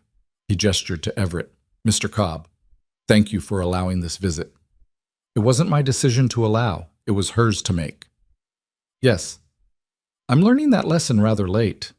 Rossi coughed, a wet, rattling sound that made the doctor move forward with concern. When he could breathe again, he waved the doctor back. Leave us. I need to speak with my daughter privately. Father. Please, Francesca, I don't have much time, and there are things that need saying without an audience. Everett looked at Francesca, saw her nod. He stepped outside with the doctor, leaving father and daughter alone for what might be the last time. They were in there for nearly an hour. When Francesca finally emerged, her eyes were red, but her expression was calm. She held a sheaf of legal documents and a small leather journal. Are you all right? Everett asked. I think so. She looked back at the closed door. He apologized. Actually apologized for trying to control my life, for treating me like property instead of a person. Said he'd spent the last months thinking about what kind of legacy he was leaving, and he didn't like what he saw. Do you believe him? I think he believes he's sorry. Whether he would have acted differently if he'd lived, who knows? But the apology felt real. She showed him the documents. He signed over property in my name, buildings in Chicago, investments, enough money that we'll never have to worry about the ranch going under in a bad year. It's mine completely. No conditions, no strings. That's generous. It's guilt. But I'll take it. She opened the journal, showed him pages filled with names and dates and business transactions, everything her father had done that existed in legal gray areas or outright criminal territory. And this, his insurance policy, he called it, documentation of everything, given freely so I can't be accused of blackmail or coercion. He said if anyone ever comes after me or questions my inheritance, I should use this to protect myself.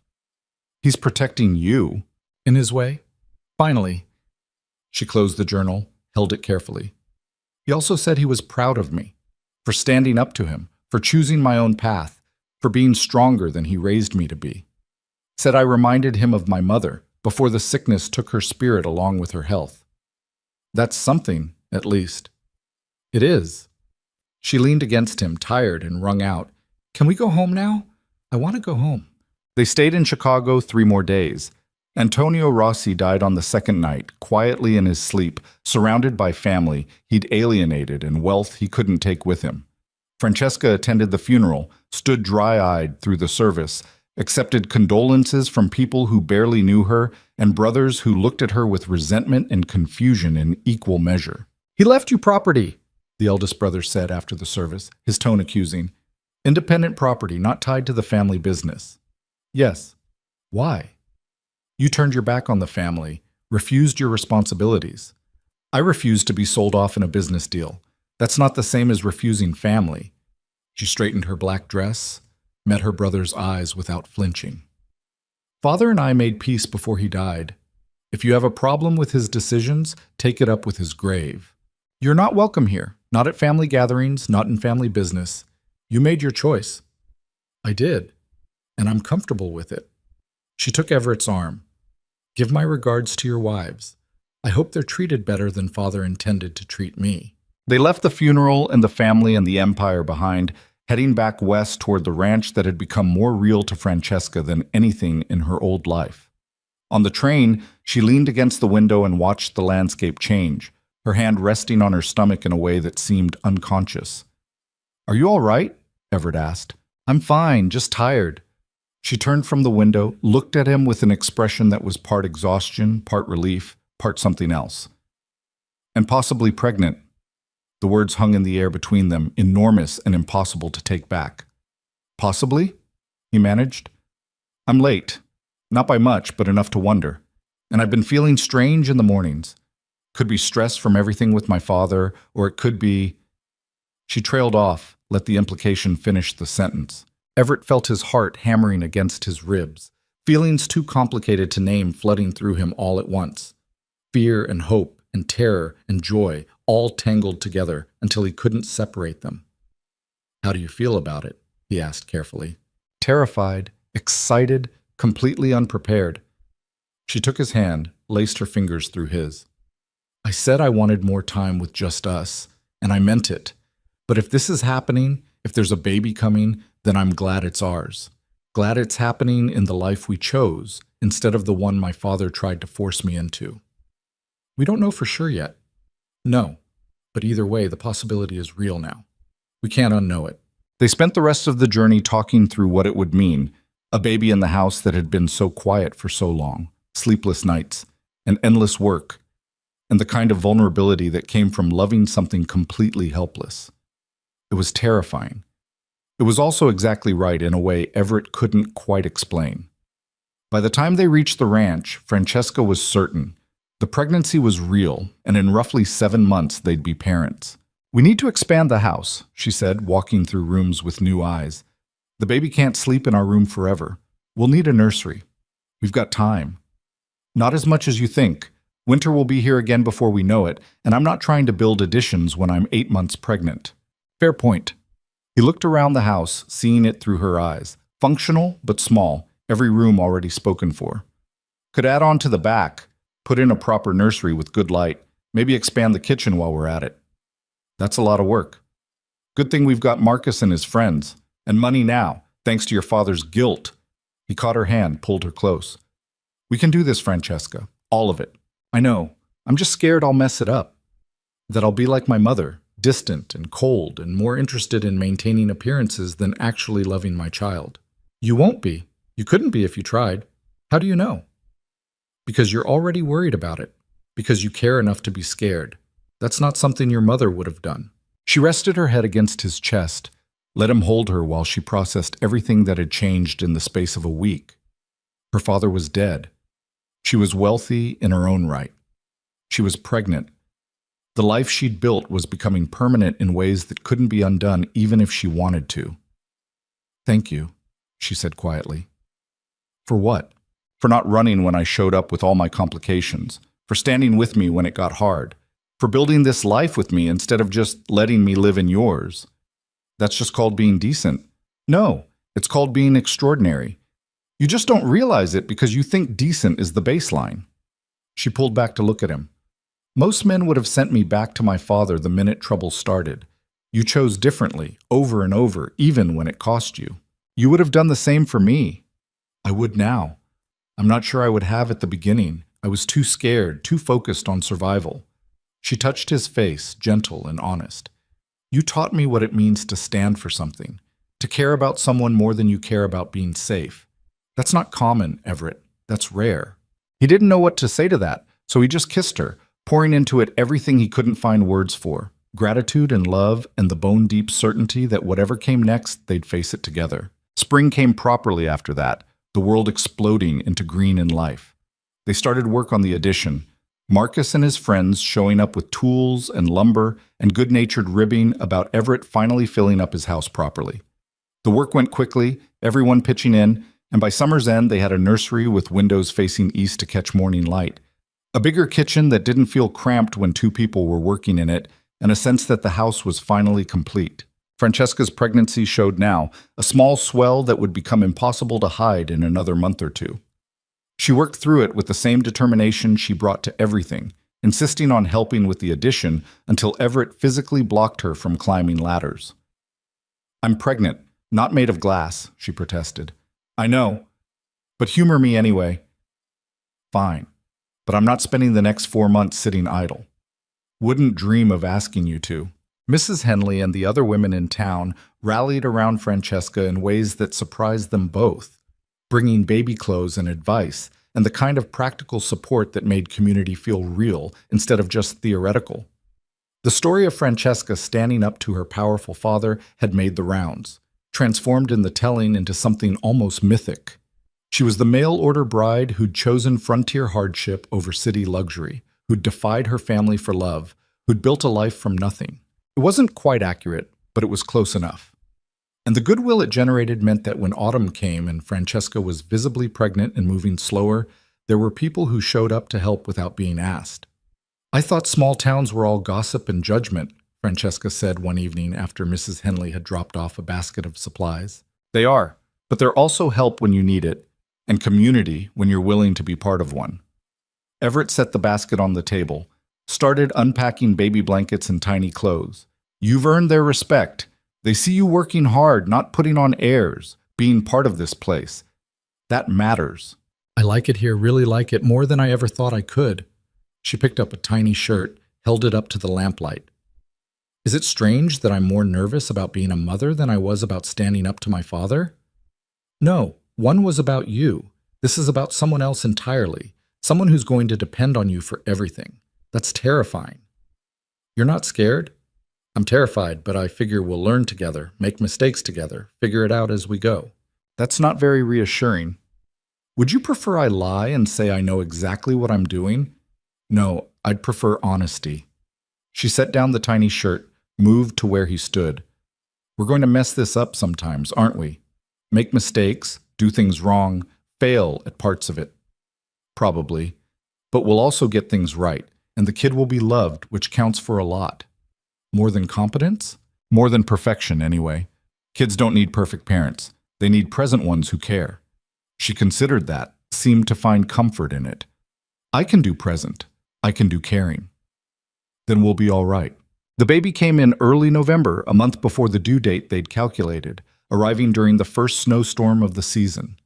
The midwife barely made it in time, and Everett spent 6 of the longest hours of his life listening to Francesca labor in the room upstairs, feeling helpless and terrified and completely unprepared for what was happening. When the baby finally cried, a strong, healthy wail that echoed through the house, Everett felt something in his chest crack open, some part of himself he'd kept locked away since Sarah died, flooding back in a rush. "It's a girl," the midwife called down. "Strong and perfect. You want to come meet your daughter?"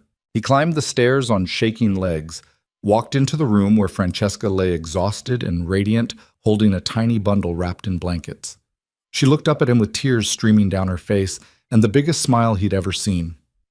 "We made a person," she said, wonder in her voice. "We actually made a person." He sat on the edge of the bed, looked down at the tiny face peeking out from the blankets. The baby had dark hair like Francesca, his nose, and an expression of vague annoyance at having been evicted from her warm, quiet home into this bright, cold world. "She's beautiful," he managed, his voice rough. "She is. And she's ours. Completely, totally ours." Francesca shifted the bundle toward him. "Do you want to hold her?" He'd held babies before, nieces and nephews and neighbors' children. But this was different. This was his daughter, his and Francesca's, the product of choices they'd made and the life they'd built. He took her carefully, cradled her against his chest, and felt the weight of responsibility settle onto his shoulders alongside something that felt like grace. "What should we name her?" Francesca asked. They discussed names, compiled lists, debated options. But looking at this tiny person now, most of those names felt wrong, too formal or too casual, not quite fitting who she already seemed to be. "Elena," Everett said, "after your nursemaid, the one who loved you properly." Francesca's face crumpled, fresh tears spilling over. "Really? Unless you'd prefer something else." "No. Elena is perfect." She reached out, touched the baby's tiny hand. "Elena Cobb, our daughter." Elena. The name felt right. Felt like honoring the love that had mattered even when the world said it shouldn't, like carrying forward the best parts of the past into the future they were building. That night, after the midwife had left and Elena was sleeping in the cradle Everett had built, he and Francesca lay together in their bed, exhausted and overwhelmed and completely changed. "We did it," Francesca whispered. "We actually built this. A home, a family, a real life. We did. I keep waiting for something to go wrong, for my father's associates to show up, or for the legal challenges to resurface, or for something to shatter all of this. Nothing's going to shatter it. It's real and solid and ours." "How do you know?" "Because we built it strong, because we chose it every day, even when it was hard. That's not the kind of thing that shatters easily." She was quiet for a moment, then, "I love you. I don't think I've said that clearly enough, but I do. I love you, Everett Cobb. I love this life we've made. I love who I get to be in it." The words settled over him like a blessing, like something he'd been waiting to hear without realizing it. "I love you too. Loved you for a while now, just wasn't sure how to say it. We're not very good at this, are we? The romantic declarations, the big gestures? No. But we're good at the real stuff. The showing up every day, the standing together, the building something that lasts. That counts for more than pretty words. It does. She shifted closer, careful not to wake the baby sleeping nearby. Thank you for being exactly who you are, for not trying to be something you're not to impress me or control me or fix me. Same to you. They fell asleep like that, tangled together in the room that had once held grief and now held hope, while their daughter breathed softly in her cradle and the snow fell quiet outside, blanketing the world in white silence. The months that followed were exhausting and beautiful and harder than anything either of them had imagined. Elena was a colicky baby who didn't sleep through the night until she was 4 months old, who screamed at random intervals for reasons they couldn't decipher, who tested every bit of patience and endurance they had. But she was also moments of perfect peace, sleeping on Everett's chest while he sat in the rocking chair, grasping Francesca's finger with surprising strength, making sounds that might eventually become words. She was their daughter, their future, the physical proof that they'd built something real that would outlast them. Spring came again, the second spring since Francesca had arrived on that stagecoach. The ranch looked different now. The new addition, the expanded garden, the signs of a family living there instead of just a man existing. Everett stood on the porch one evening, watching Francesca walk the property with Elena on her hip, pointing out chickens and horses, and talking to their daughter in Italian and English interchangeably. Marcus rode up, dismounted, joined him on the porch. "She's gotten big," Marcus said, nodding toward Elena. "Growing fast. Too fast, maybe." "That's how it goes. They're tiny, then suddenly they're not." Marcus leaned against the railing, his weathered face thoughtful. "Can I tell you something?" "Sure." "When you first placed that advertisement, when you told me you were ordering a wife from back east, I thought you were making a mistake. Thought you were trying to replace Sarah with someone who'd fit into the hole she left." "I was." "I know, but what you actually got was something different, someone who made their own space instead of filling someone else's." He watched Francesca laugh at something Elena did. "You're happy, really happy, not just going through the motions. Thought you should know someone noticed." "Thanks, Marcus." "Don't thank me. Just take care of what you've got. It's rarer than you think." After he left, Everett stayed on the porch, thinking about how strange life was, how you could plan for one thing and get something completely different, and that different thing could be better than anything you'd imagined. How sometimes the best things came from mistakes and complications and choices made in desperation rather than wisdom. He'd ordered a practical arrangement. He'd gotten Francesca, complicated, fierce, brilliant Francesca, who'd brought danger and life and love all tangled together, who'd forced him out of the comfortable numbness he'd been living in and made him feel everything again, even when it hurt. That night, lying in bed with Francesca curled against him and Elena sleeping peacefully for once, he thought about the letter he'd written a year ago. The careful specifications, the clinical language, the attempt to control exactly what kind of woman would show up. If he'd gotten what he'd asked for, someone plain and quiet and undemanding, he'd probably still be going through the motions, still be locked in grief, still be half alive in a house that felt like a tomb. Instead, he'd gotten this, messy and real and worth every complication it brought. "What are you thinking about?" Francesca murmured, half asleep. "About how wrong I was about what I needed." "And what did you need?" "This, you, a reason to actually live instead of just survive." She smiled against his shoulder. "I needed the same thing.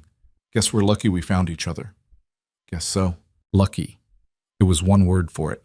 But looking back at the path that had brought them here, from that first awkward meeting at the stagecoach to standing together against her father, from careful boundaries to honest love, from empty rooms to a house full of life, luck seemed too small a word for what they'd built. They'd chosen each other day after day, in small moments and big ones. They'd stood ground when it would have been easier to run. They'd built something real out of a business arrangement, something lasting out of desperation and need. And in doing so, they'd proved something important, that love didn't have to start perfectly to end up real. That sometimes the best foundations were built on honesty and respect, rather than romance and passion. That choosing someone every day mattered more than the circumstances that brought you together in the first place. The ranch breathed around them, alive with possibility. Elena would grow up here, would run through fields and learn to ride horses, and know what it meant to build something with your own hands. She'd grow up seeing her parents as partners, as equals, as two people who'd chosen each other and kept choosing each other no matter what came. That was the legacy Everett wanted to leave. Not just land or wealth or the things Antonio Rossi had valued, but the understanding that you could choose your family, choose your life, choose to stand for something even when the whole world seemed aligned against you. Francesca had learned that by defying her father. Everett had learned it by opening himself up to feeling again. And together, they'd teach it to their daughter, passing forward the hard-won wisdom that freedom was worth fighting for and love was worth the risk. Outside, the prairie stretched endless under stars that had witnessed 1,000 stories just like theirs. Ordinary people making extraordinary choices, building lives from nothing, standing together against whatever came. The land didn't care about their struggles, wouldn't remember their names in 100 years, but they would have lived, really lived, not just existed. They would have loved honestly, stood bravely, chosen freely. And in the end, that was enough, more than enough. That was everything.